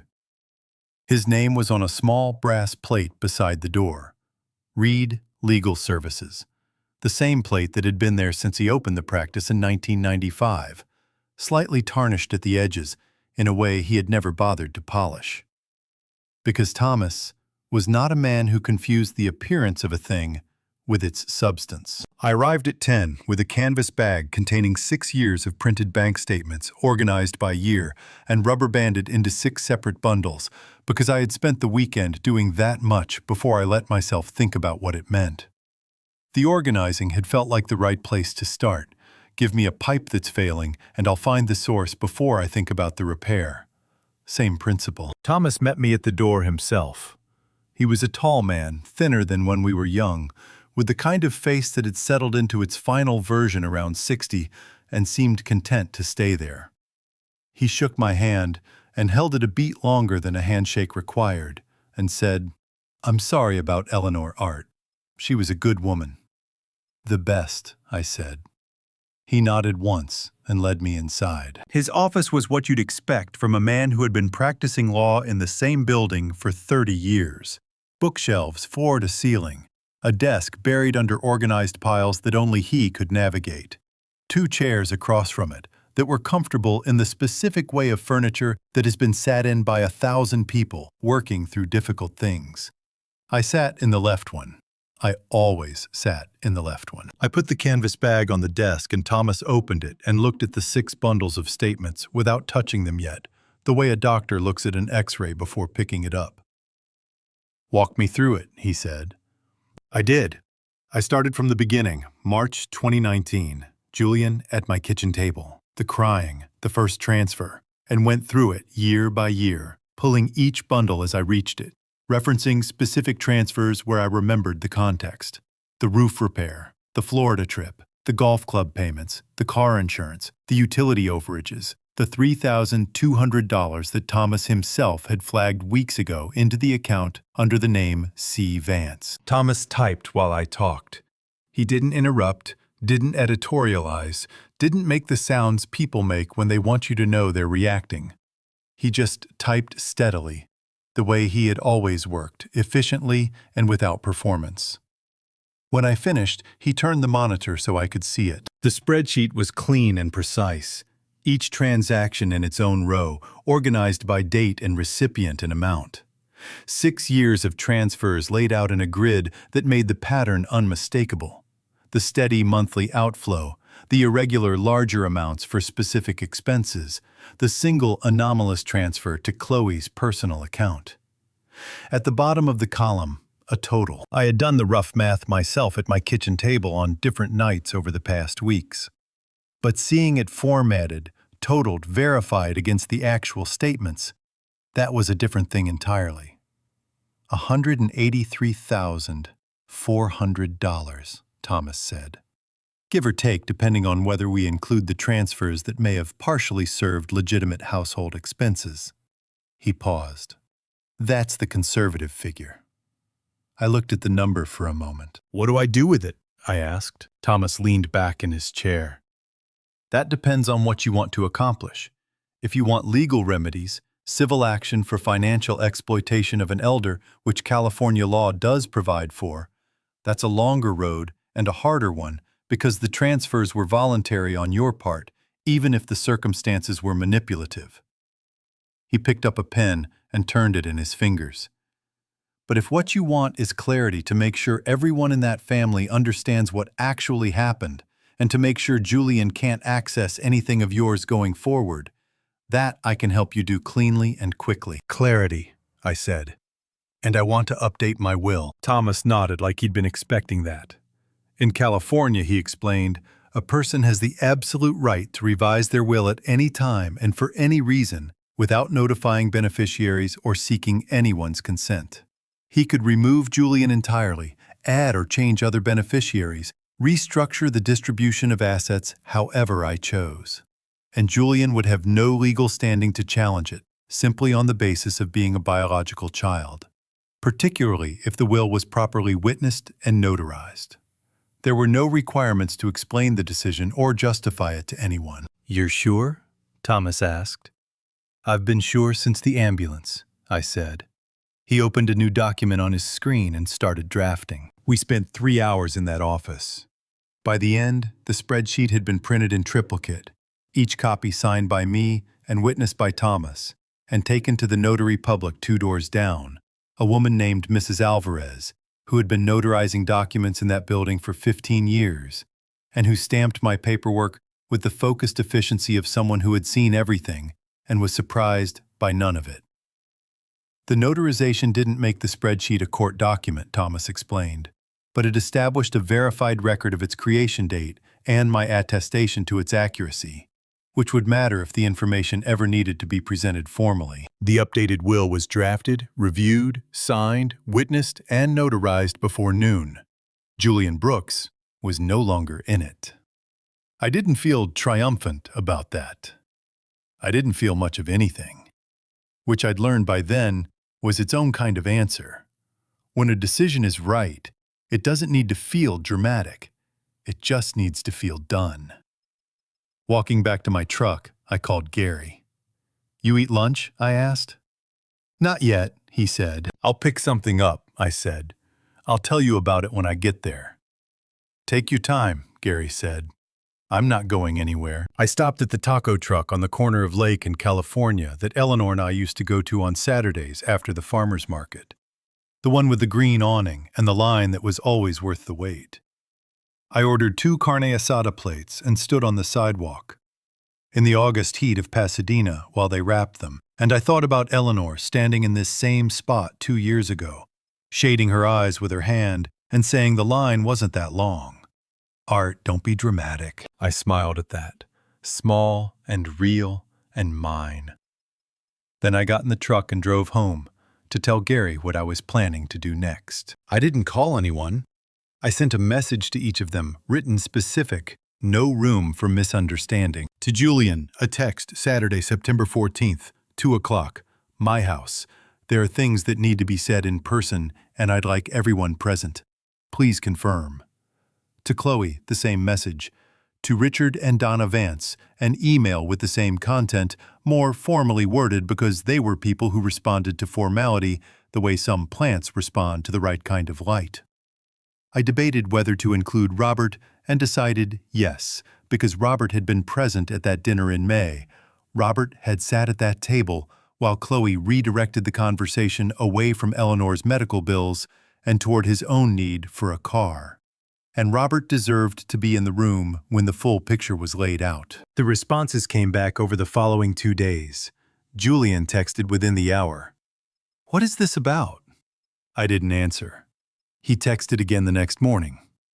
"Dad, I'd really appreciate knowing what we're discussing so I can prepare." I didn't answer that either. By the afternoon, he had sent a third message, the tone shifting from questioning to something closer to wary. "I'll be there." That was the one I acknowledged with a single word reply. Good. Chloe took longer. Her response came the following evening, and it had the quality of something that had been drafted and revised. "We have a lot going on this month, as I'm sure you understand, but if this is important to you, we'll make it work." As if showing up to a meeting called by the man whose money had funded 6 years of their lives was a favor she was extending out of generosity. Donna Vance replied to the email within 20 minutes, which told me she had been waiting for something like this, or at least had not been entirely surprised by it. Her response was 3 sentences. She would attend. Richard would attend. She hoped this could be handled with discretion. I wrote back 2 words, "See you Saturday." Robert confirmed with a thumbs-up emoji, which seemed about right. Thomas would arrive early and wait in the back room until I brought him out. That had been his suggestion, and it was a good one. He understood, without me having to explain it, that the presence of a lawyer from the moment people walked in would put them on the defensive before anything had been said, and that the surprise of his appearance would land differently, would carry the specific weight of something that had been prepared rather than improvised. The week between sending the invitations and the Saturday itself was the quietest week I'd had since Eleanor died. Not peaceful exactly. There was too much running underneath the surface for peaceful.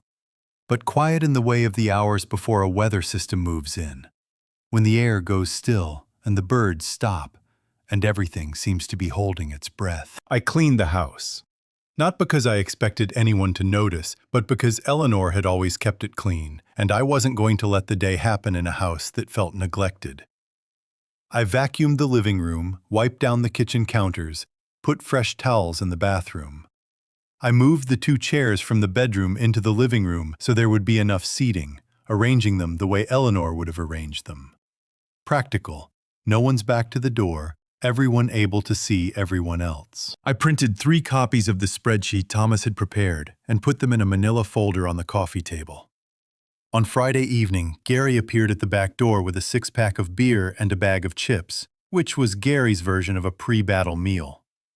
He let himself in the way he always did and put the beer in the fridge and the chips on the counter and sat down at the kitchen table and looked at me. "You nervous?" he asked. I thought about it honestly. "No," I said. "I've been nervous for 6 years. I'm done being nervous." Gary opened 2 beers and slid one across the table to me. "What are you then?"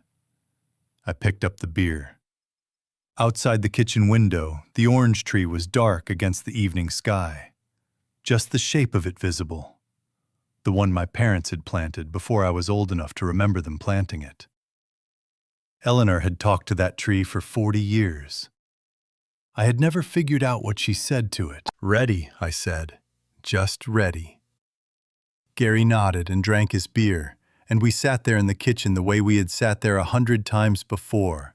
Easy and unhurried, 2 old men in a house full of history. And neither of us felt the need to fill the silence with anything more than the occasional clink of a bottle being set back on the table. Around 9, Gary went home. I washed the glasses and wiped the counter and turned off the kitchen light and stood in the dark for a moment, just standing. I thought about Eleanor. Not the Eleanor of the hospital. Not the Eleanor of the voicemail, the earlier one. The one who set the coffee maker to 5:15. The one who folded laundry on the bed and said things sideways when she was worried. The one who talked to the orange tree and pressed her lips together when she was holding something in, and patted my hand when she wanted me to stop asking questions and trust her. I trusted her now. I went upstairs and looked in the closet for the shirt she always said made me look like I meant business.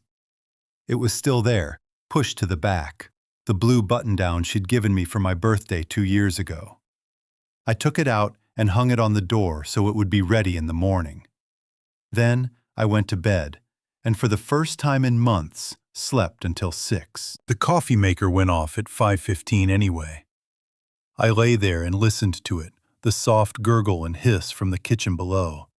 And I thought, tomorrow we finish this. They walked into my house like they were doing me a favor by showing up. I had been sitting in the kitchen since noon, drinking coffee I didn't need and watching the clock, the way I used to watch it on the morning of a big job. Not anxious exactly, just present, aware of the weight of what was coming and choosing not to look away from it. At 1:45, I walked to the front window and stood there, and at 1:58, Julian's car pulled up to the curb, followed 30 seconds later by a silver SUV I recognized as Richard Vance's. They had carpooled, or more accurately, Julian and Chloe had driven separately from the Vances and arrived at the same moment by coincidence, and both cars sat at the curb for a full minute before anyone got out, which told me there had been phone calls on the way over, and they had agreed on something. A position, maybe. A unified front. People do that when they're walking into a room they're not sure about. They find each other in the parking lot and shore up their stories before they go in. Julian came up the front path first. He had dressed carefully pressed slacks, collared shirt, the clothes of a man who had decided that looking put together was a form of argument. His jaw was set, and his shoulders were square, and he shook my hand at the door with the firm grip of someone who wanted to establish something with the gesture. "Dad," he said. "Julian," I said. "Come in." Chloe followed him. She was in a blazer which she had never worn to my house before, and her expression had the careful composure of a woman who had spent time in front of a mirror deciding what her face was going to do today. She said hello to me with the tone of someone who was being gracious under difficult circumstances that were, in her view, entirely of my creation. Richard came next, and I noticed the moment he stepped through the door that something had shifted in him since the last time I'd seen him.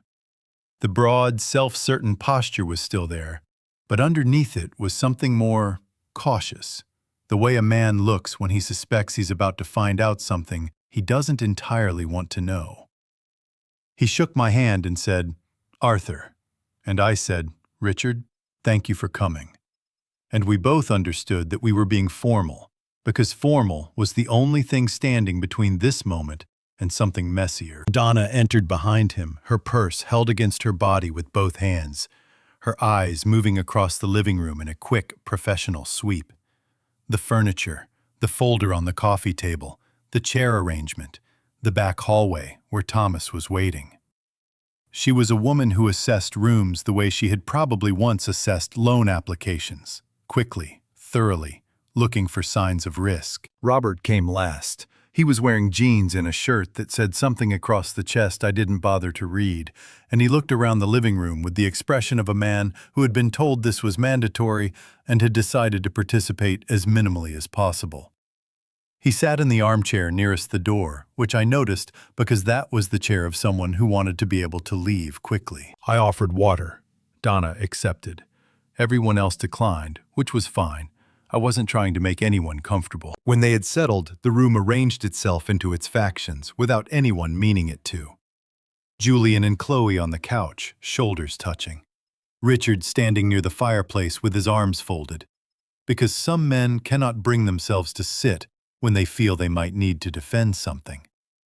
Donna in the side chair, straight-backed. Robert in the armchair by the door, one knee bouncing slightly. Donna spoke first. "Arthur," she said in the tone of a woman beginning a prepared statement. "I think we all understand there have been some changes recently in the financial arrangements between our families. We've felt the impact of those changes, and I think it's important that we discuss. I'd like to show you something first," I said. She stopped.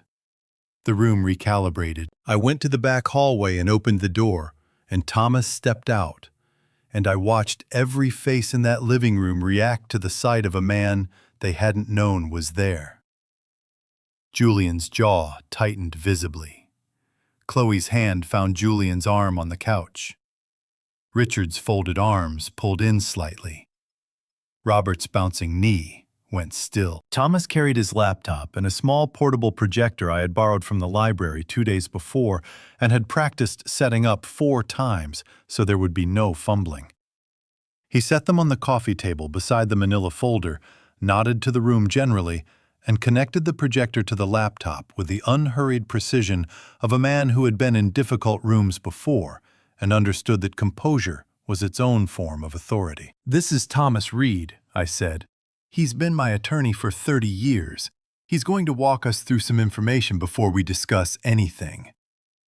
"Arthur." Julian's voice was tighter than I'd heard it in years. "What is this?"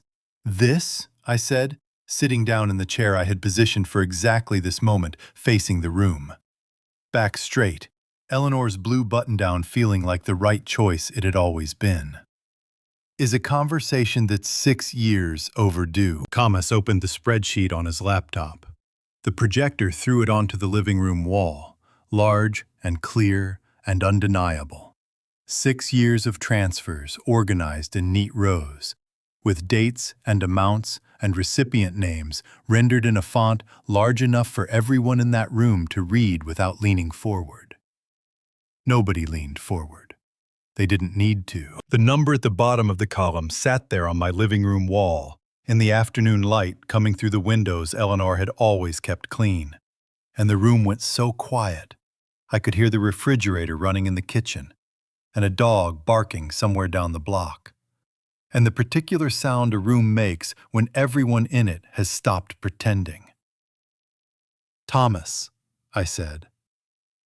"Yes," he said, and began to read. Thomas read every line. He didn't editorialize. He didn't need to. He read the way a good accountant reads, steadily, without inflection, letting the numbers carry their own weight, without any help from tone or emphasis. Date, recipient, amount, purpose, where it could be determined from the notation I had made in my records at the time. He moved through the spreadsheet the way water moves through a pipe, steadily, without drama, finding every corner. The roof repair, $15,000, June of 2023. Thomas read the line and paused for exactly 1 second before moving to the next one. And in that second, I watched Richard Vance's arms, still folded across his chest, tighten slightly. The Florida trip, $4,200, July of 2023. Chloe's hand, which had been resting on Julian's arm since Thomas appeared, pressed down harder. The golf club membership fees, 14 months of them, stretching back to the fall of 2022. Robert's knee started bouncing again in the armchair by the door. Thomas did not rush. He had been in rooms like this before. I think rooms where the silence between line items was doing as much work as the line items themselves. And he understood that the pace was part of it. Let each number land. Give the room time to absorb it before the next one arrives. By the time he reached the middle of the second page, Donna Vance had set her water glass down on the side table and was sitting with both hands folded in her lap, her eyes fixed on the projection on the wall, with the expression of a woman revising something she had believed for a long time. Richard had uncrossed his arms. He was standing the same place he had been standing when the meeting started, but he no longer looked like a man positioned to deliver a verdict. He looked like a man realizing he might be the one receiving one. Robert had stopped looking at the projection. He was looking at Julian. Julian was looking at the floor. Thomas reached the final line. He read it, and then he read the total, and then he closed his laptop. Not dramatically, just with the quiet finality of a man who has said what he came to say. $183,400. The number sat in the room like a piece of furniture nobody had agreed to bring in. Donna was the first to speak, and what she said was not what I expected. She turned to Julian, and her voice, which had always had the polished quality of a woman accustomed to managing her own reactions, was stripped of that polish now, down to something rawer underneath. "Julian," she said, "where did you tell us this money was coming from?" Julian's jaw worked. He looked up from the floor, and his eyes moved from Donna to Richard to Chloe and back to the floor, and I watched him do the calculation in real time. The same calculation I had watched him do at dinner tables and in hallways and on the phone for 6 years. The one where he figured out what version of the truth was going to cost him the least.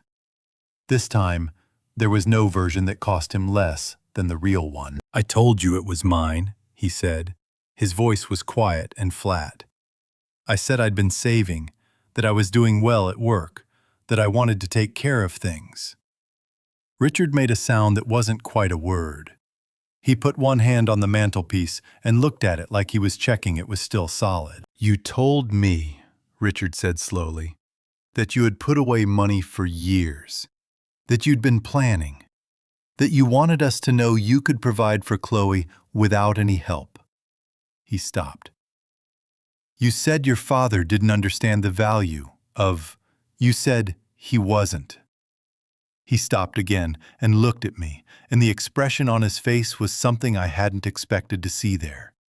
Not anger.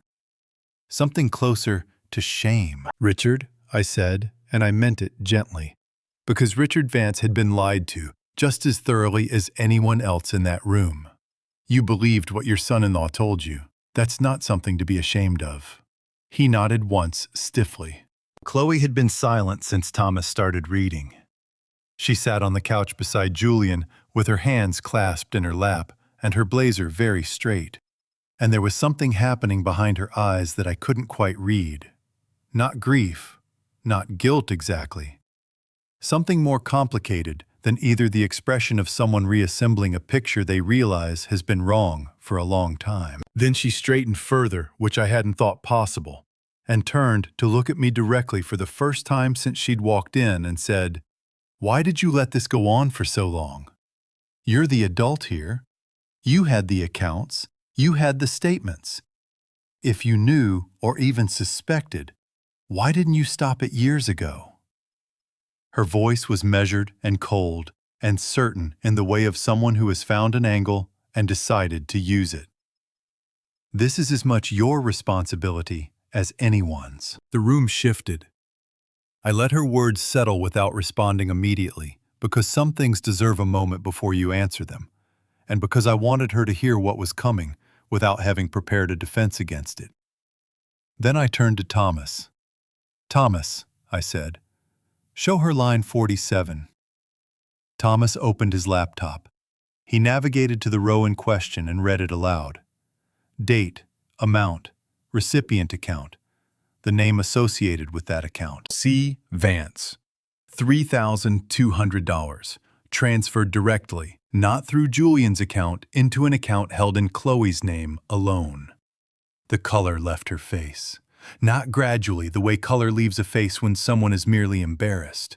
Quickly, completely, the way it goes when the ground shifts and the body registers it before the mind catches up. That account, I said, keeping my voice even, received money directly from my personal checking account on 4 separate occasions over the past 2 years.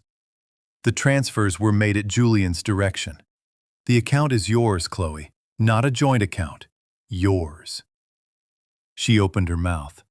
Nothing came out. "I'm not suggesting you knew the full picture," I said, "but I am suggesting that you accepted money into a personal account on 4 separate occasions and didn't ask where it came from. Which means that the question of who is responsible for letting this go on," I paused just briefly, "is one you might want to sit with for a while before you aim it at anyone else." The room was completely still. Julian's head was still down. Robert was staring at Chloe with the wide, undefended eyes of a 28-year-old who has just watched something he didn't understand completely collapse. Richard had turned from the fireplace and was looking at his daughter with an expression that had nothing diplomatic left in it. Donna's hands, still folded in her lap, had gone white at the knuckles. And Chloe sat on my couch in her blazer with the color gone from her face and nothing left to say. And for the first time in 6 years of dinners and phone calls and carefully managed impressions, she looked exactly like what she was. A woman who had been comfortable not asking questions as long as the answers kept arriving in her account. "There's more," I said. "Julian, I think it's time your family heard the rest of it." Nobody asked Julian to explain himself. They just looked at him. And that, I had learned over 68 years of watching people in difficult moments, was often worse than any question. Questions give you something to answer. A room full of people looking at you with their understanding revised gives you nothing to do but sit inside the new version of yourself they've just been handed. Julian sat inside it for a long moment. Then Richard said from his place at the fireplace, in a voice that had gone very quiet and very flat, "I want to hear it from you, not from a spreadsheet, from you." Julian looked up. His eyes moved to Richard, and something in his face, the last remnant of the composed, confident version of himself he had walked in wearing, gave way completely. His shoulders dropped. His hands, which had been pressed together between his knees, separated and hung loose at his sides. "I told you the money was mine," Julian said. "I told you I'd been setting it aside, that I'd been working extra hours, taking on more responsibility, building something." He stopped. His throat moved. "I wanted you to see me a certain way. I wanted Chloe to see me a certain way. I knew what you expected from the man she married. And I knew I wasn't. I didn't have—" He stopped again, jaw tightening, fighting something. "I wasn't there yet. And I didn't know how to tell you that." Richard stared at him. The hand on the mantelpiece had not moved. "So you lied," Richard said. Not a question. A verdict delivered in 4 words by a man who had spent a career in management and understood exactly what it looked like when someone had been performing competence they didn't possess. "Yes," Julian said. Donna made a sound that was not quite a word. A short, compressed exhale, the sound of a woman who has been carrying a particular image of her son-in-law for 6 years and has just been asked to set it down permanently. She looked at her hands in her lap. She did not look at Julian again for the rest of the time he was in that room. Chloe sat beside him on the couch, and she was perfectly still, which was more frightening to watch than movement would have been. Her blazer was still straight. Her hands were still clasped. But the composure that had walked in through my front door 2 hours ago had been replaced by something that was only using composure as a container, and the container was cracking along every seam. "The roof," she said. Her voice came out low and strange, like a sound from a different room. "You told me you stayed up 3 nights running numbers, that you'd called in a favor from someone at the firm, that you were so proud because you'd done it yourself." She turned to look at Julian, and the look on her face was one I recognized from a long time ago. The specific expression of a person discovering that a memory they had treasured was built on something that wasn't there. "I told my mother about that. I told her that you had worked for it. I said it like it was proof of something." Julian's eyes were wet. Not crying yet, but close, that precarious stage where a man is using everything he has to keep from going over an edge he can see clearly. "Chloe," he started. "Don't," she said. One word, quiet and absolute. Robert spoke from the armchair by the door. His voice, when it came, was not the flat minimalism of a young man choosing not to participate. It was something smaller and more honest than that. "The car," he said. "The car was going to be from you." He was looking at Julian, and his expression was that of someone who has just identified something in themselves they hadn't meant to look at. "I knew you were having trouble. I knew things weren't. I knew it wasn't easy. But I never asked. Because the car was coming, and I didn't want to ask questions that might make it stop." He rubbed the back of his neck with one hand. "That's on me, too." Nobody had an answer for that. The room absorbed it. I had not planned to say what I said next. Or perhaps I had been planning it for 6 years and just hadn't known it until the words were already forming. "Julian," I said. He looked at me. His father. The man whose money had purchased the version of himself he'd been performing for the people in this room for 6 years. His eyes were red at the rims, and his jaw was tight, and he looked younger than 38, younger than I had seen him look since he was a boy, sitting across from me at that kitchen table, asking for things he shouldn't have had to ask for. "I know why you did it," I said. I kept my voice even because this was not a moment for anger, and because the truth I was about to say deserved to be said without a weapon attached to it. "You wanted them to be proud of you. You wanted Chloe to feel secure and her parents to respect you, and you wanted to be the man in the room who had it together. I understand that. I spent 35 years crawling under houses so that you would never have to know what it felt like to not have enough. And somewhere along the way, that became its own kind of problem." Julian's chin was trembling now. He pressed his lips together hard. "But you stood at a dinner table in May," I said, "and you told me that your mother's medical bills were not your concern. And your mother called you from a hospital bed, and you told her you'd call back, and you didn't. And she died on a Tuesday night at 11 o'clock, and you didn't come."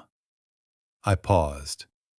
"You used my money to buy their respect.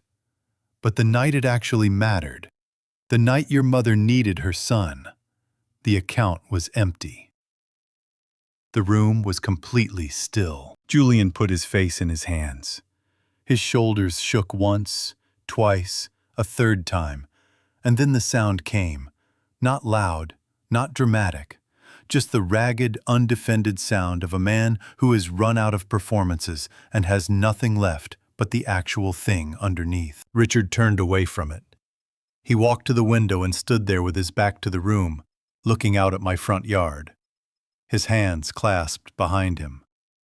And I understood that he was giving Julian what privacy he could, in a room with no privacy left in it. Donna sat with her hands in her lap and her eyes down and said nothing.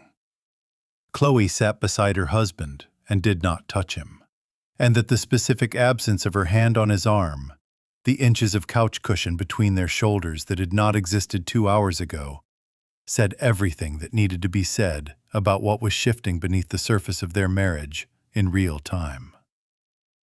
Thomas stood quietly near the coffee table.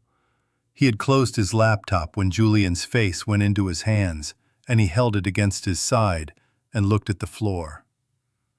Because Thomas understood what I understood, that there are moments that belong to people, and the job of everyone else in the room is simply to let them finish.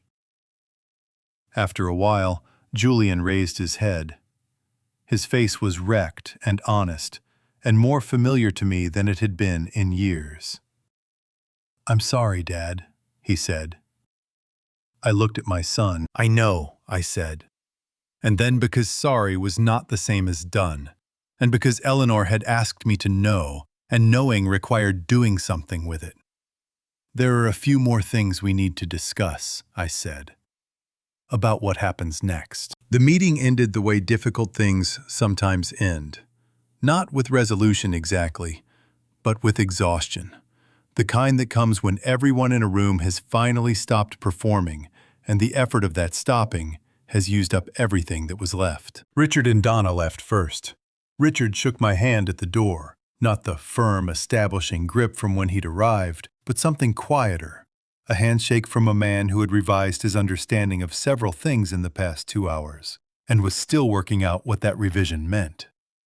Donna said goodbye without meeting my eyes, which I took not as rudeness, but as the particular avoidance of a woman who was not yet ready to look at someone she owed an accounting to. Robert paused in the doorway. He started to say something, stopped, started again. "I'm going to pay back the car money," he said, "whatever it would have cost. I don't have it right now, but I'm going to." He said it the way young people say things they mean but aren't sure they're capable of yet, with more commitment than confidence, which is sometimes the right place to start. "I know you will," I said. I didn't know that, but it seemed like the thing most likely to make it true. Chloe left without speaking to me. She walked out ahead of Julian and got into the passenger seat of their car, and stared through the windshield while Julian stood on my front path for a moment looking at me, with the wrecked, undefended face he'd had for the last hour of the meeting.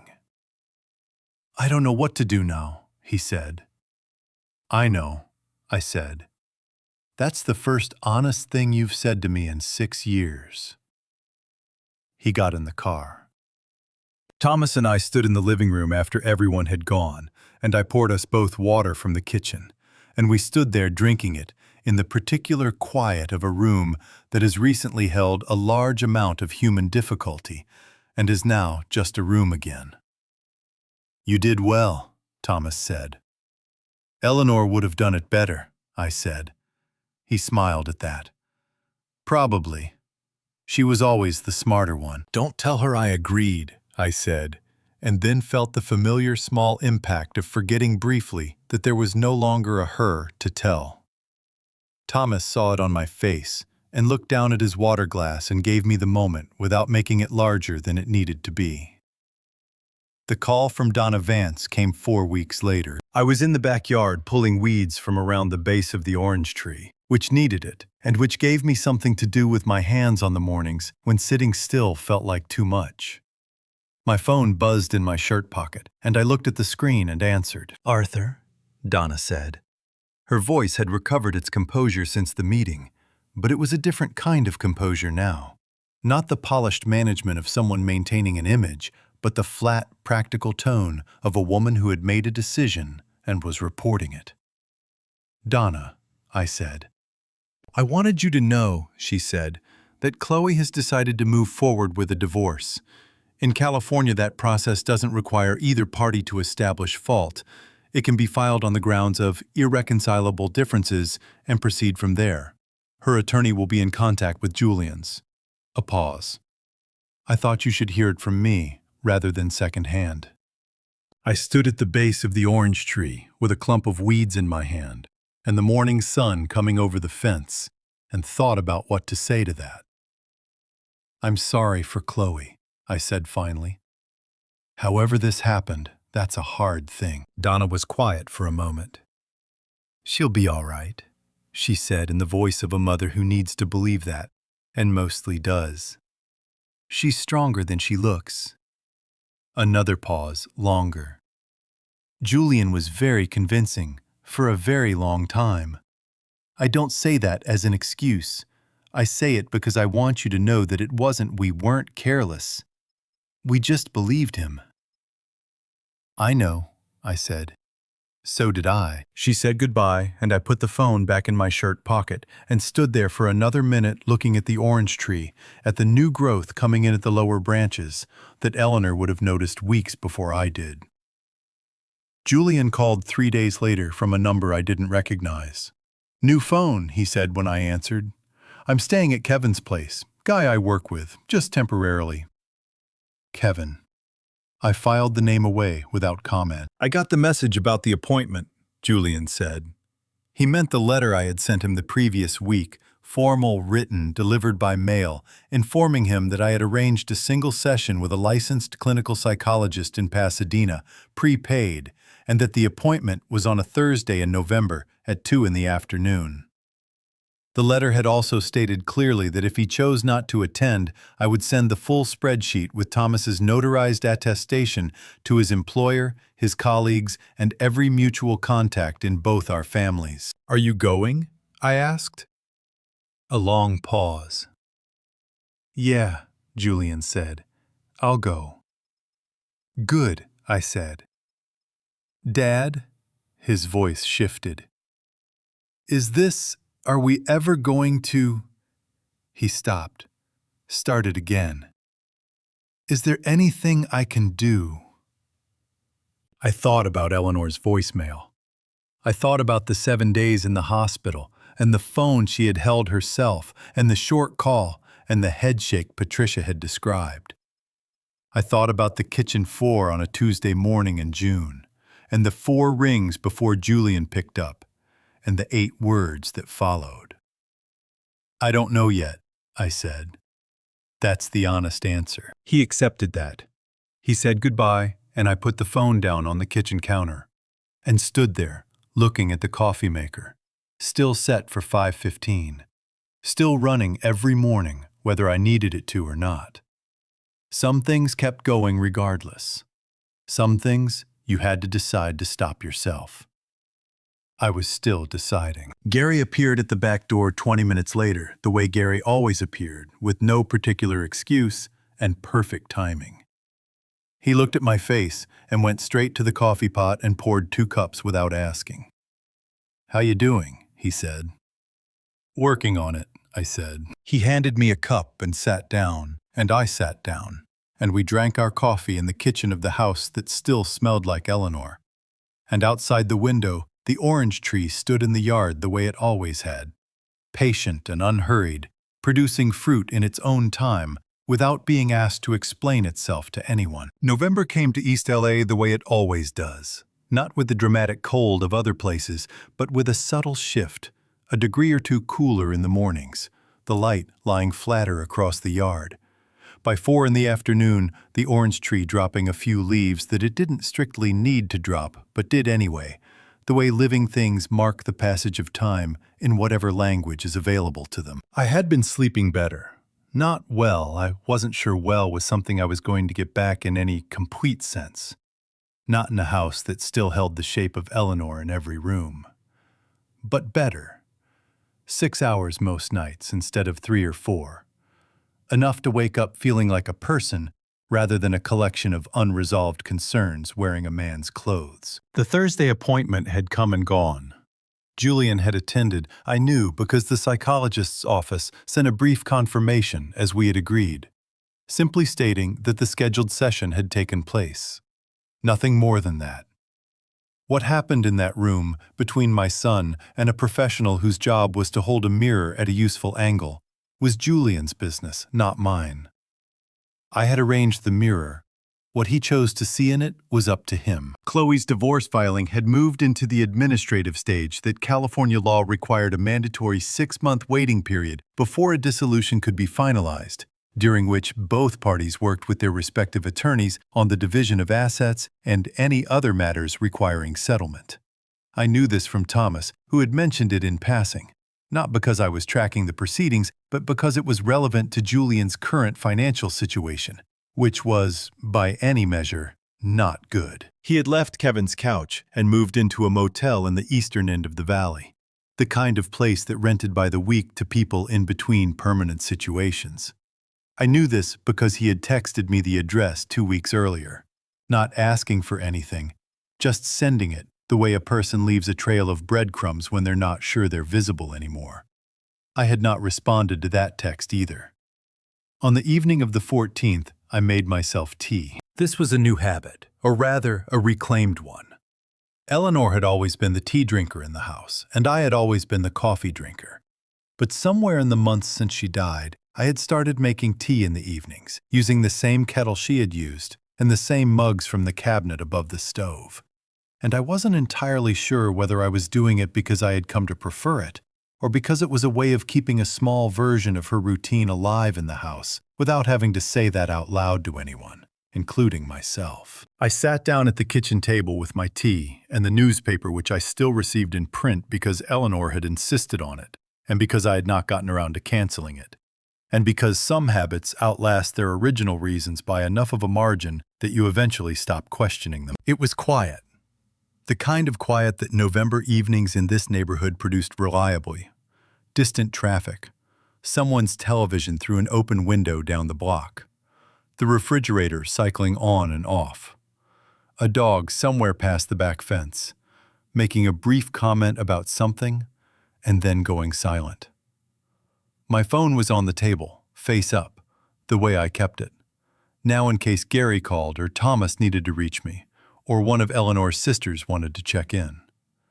At 8:47, it lit up. The number was Julian's new one. The one from Kevin's couch, now forwarded presumably from the motel. I looked at it for a moment. Then I opened it. Dad, I need to ask you something, and I know this is bad timing, and I know I don't have any right to ask. The motel says I'm behind on the weekly rate. I need $500 to cover it, or they're going to ask me to leave tonight. I don't have anywhere else to go right now. Chloe's people won't help, and I don't have anyone I can call who has it. I know what you're going to say. But you're my dad. You're supposed to take care of your own kid. I read it once. Then I read it again, slowly, the way I had read Julian's fake Weigel document on my kitchen table 6 months earlier. Not because I was confused, but because I wanted to be certain I was understanding exactly what was in front of me. The last sentence was in a language I didn't recognize, not Spanish, not anything I could place. I took a photo of it and put it into a translation app, the kind Gary had shown me how to use last winter when we were trying to read the label on a bag of fertilizer at the hardware store. The translation came back in 4 seconds. You have to take care of your own kid, Dad. I set the phone down on the table. I thought about the kitchen floor on a Tuesday morning in June, and Eleanor lying on the linoleum, and 4 rings before Julian picked up, and 8 words delivered without hesitation before the line went dead. That's your wife. That's your problem. Don't bother me anymore. I thought about 7 days in a hospital ward, and a jacaranda tree, and a phone call Eleanor had made herself from a bed she was dying in, and the way Nurse Patricia had described her face when she put the phone down. I thought about a voicemail on a dead phone in a drawer, 3 months of Eleanor carrying something alone that she had not known how to say to my face, and the way her voice had sounded at 2 in the morning on a sanded kitchen floor, tired and honest and sorry for taking so long. I thought about $183,400 laid out in neat rows on my living room wall, and the way the room had gone quiet when Thomas read the total, and Julian's shoulders dropping as the last version of himself he'd been performing collapsed in front of the people he had performed it for. I thought about all of it sitting at my kitchen table, with my tea going cold in front of me, and the newspaper unopened beside it, and the November quiet of the house pressing in from every direction. Then I picked up my phone. I read the message one more time, and I put it face down on the table. Not in anger, I want to be clear about that, because anger would have been easier, would have had a shape and a direction and a release valve. This was not anger. This was something quieter and more final. The specific, exhausted clarity of a man who has been asked the same question in 100 different forms over 6 years, and has finally completely run out of new answers to give. Julian had told me on a May evening, in a car driving home from his in-laws' house, that what was his, and what was mine, and that we would each handle our own. He had meant it as a door closing on my side of the arrangement. He had not anticipated that doors close from both sides. I had handled my own. I sat with the phone face down for a while. The refrigerator cycled. The dog down the block made another brief comment and went quiet again. My tea cooled completely, and I didn't drink it. After a while, I got up and poured it down the sink, and rinsed the mug, and set it on the drying rack the way Eleanor had always set it, handle facing left, because she said it was easier to grab that way. And she had been right, and I had adopted the habit so gradually that I could no longer remember when it had stopped being hers and started being mine. I turned off the kitchen light. I stood in the dark for a moment. Then I went upstairs and I got into bed, and I lay there in the quiet of the house until sleep came, which it did eventually, the way it had been doing more reliably lately. Not rushing, not dramatic about it, just arriving when it was ready, the way things do when you've finally stopped fighting them. I did not reply to Julian's message that night. I did not reply to it the next morning either. Some silences are surrender. That one wasn't. That one was the last word in a conversation I was finally done having, delivered in the only language left that meant anything. The language of a man who had spent 68 years showing up for the people who needed him, and who had finally, completely, and without apology, decided that showing up for himself was not a betrayal of that record. It was the completion of it. December came quietly, the way December does in East LA. Not cold enough to change much, but different enough that you notice, if you've been paying attention. The light was the first thing. It came in lower through the kitchen window, now at a longer angle, catching the edge of the counter in the late afternoon in a way it didn't do any other time of year.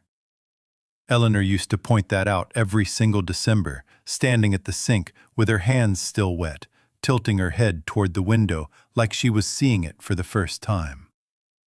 "Look at that light, Art," she'd say. And I'd look, and I'd say something non-committal about how, yes, it was nice light.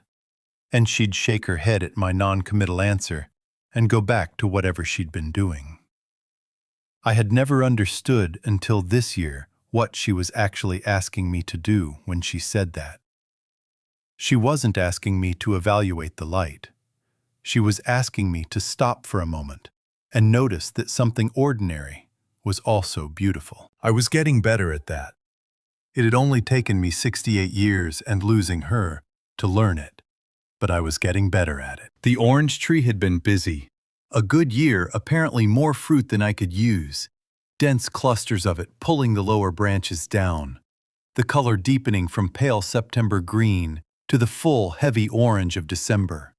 I had been picking it in batches and leaving bags on Gary's porch, and on the porch of Mrs. Okafor 2 houses down, who had 3 grandchildren that came on weekends, and who accepted the oranges with the quiet grace of a woman who had learned long ago to receive things without turning them into a moment. Eleanor would have approved of Mrs. Okafor. I was fairly certain they would have been friends. I had been thinking about that lately, what Eleanor would have approved of, who she would have liked, what she would have said about the way everything had landed. Not in the way I thought about her in the early months, when every thought of her felt like a hand pressing down on something that wasn't ready to be pressed. More like consulting a compass. She had always understood what things meant rather than just what they were. And even gone, she was still useful that way. It was the second Saturday of December when Gary came around the side of the house and found me on the back steps.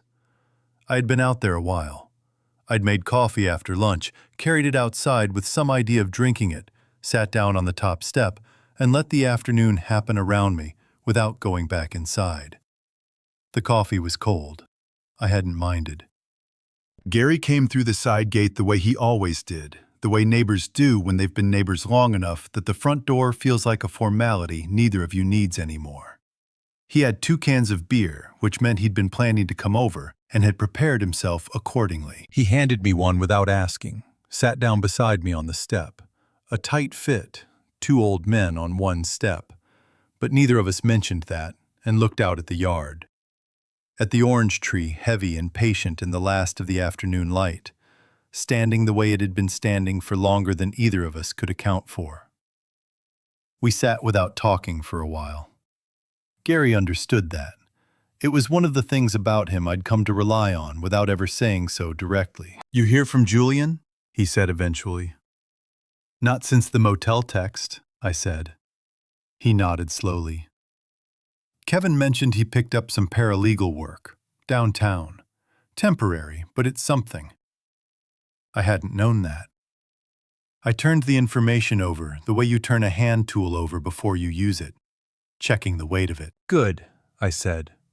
And I meant it, in the plain, uncomplicated way I was slowly learning to mean things again. Not good like it was resolved. Not good like it was forgiven. Just good, like my son was working like he was somewhere, like the story wasn't finished, even though this particular chapter of it was. Gary drank his beer. A mockingbird in the neighbor's yard ran through its full repertoire, 3 different bird calls, something that sounded like a car alarm, something that might have been Gary's ringtone from 2 summers back. I had always liked mockingbirds. Eleanor had named the one that lived in our yard Gerald, which I had told her was ridiculous and which I now completely understood. She would have had something to say about all of this, Gary said, meaning Eleanor. She would have said it better than I did, I said. She would have said it about 6 years earlier, Gary said. He was looking at the orange tree when he said it, expression perfectly neutral, the portrait of a man who had not just said something, pointed. I thought about the voicemail, about the careful voice, the careful words, the months she had carried it alone, because some things are easier to say into a dead phone in a drawer than into the face of a man you've loved for 40 years. She was protecting me, I said, from being angry at him. She was protecting him, Gary said quietly, from you being angry at him. I sat with that. Both, I said. Yeah, Gary said. Both. The sun dropped below the fence line, and the yard went into the particular blue-gray of a December dusk in Southern California, which is its own specific kind of beautiful, once you've been away from it long enough to understand that familiar is not the same as ordinary. The mockingbird made one final run through its songs and went quiet. Gary finished his beer. He didn't get up. "You doing okay, Art?" I sat in the yard of the house I had lived in for 37 years, next to the tree my parents had planted before I could remember, in the neighborhood I had driven home to for more of my life than not. I thought about what honest felt like when you were finally done working around it. "Yeah," I said. "For the first time in a long time, I actually am." Gary looked at the orange tree, set his empty can down on the step. "Good," he said. And that was enough. That was exactly, precisely enough. The dusk came all the way in around us, quiet and patient, and we sat there on the back steps in the last of the December light, Two old men in a yard full of history, with nothing left that needed to be said, and all the time in the world to not say it. There are grandpa stories that end with a big speech, a standing ovation, a dramatic moment where everything is made right. This isn't one of them. This is a family story about a man who loved too quietly, trusted too completely, and waited too long to believe what his own eyes were showing him. I don't tell it to make myself look wise. I tell it because I made every mistake, slowly, one transfer at a time, and I want you to learn it faster than I did. Don't wait for someone to hand you permission to protect yourself. Don't confuse loyalty with silence. And don't let the people who take the most from you convince you that asking for basic dignity makes you the difficult one. I believe God puts certain people in our lives not to complete us, but to show us what we're capable of carrying and what we were never meant to carry alone. Eleanor knew that. She tried to tell me.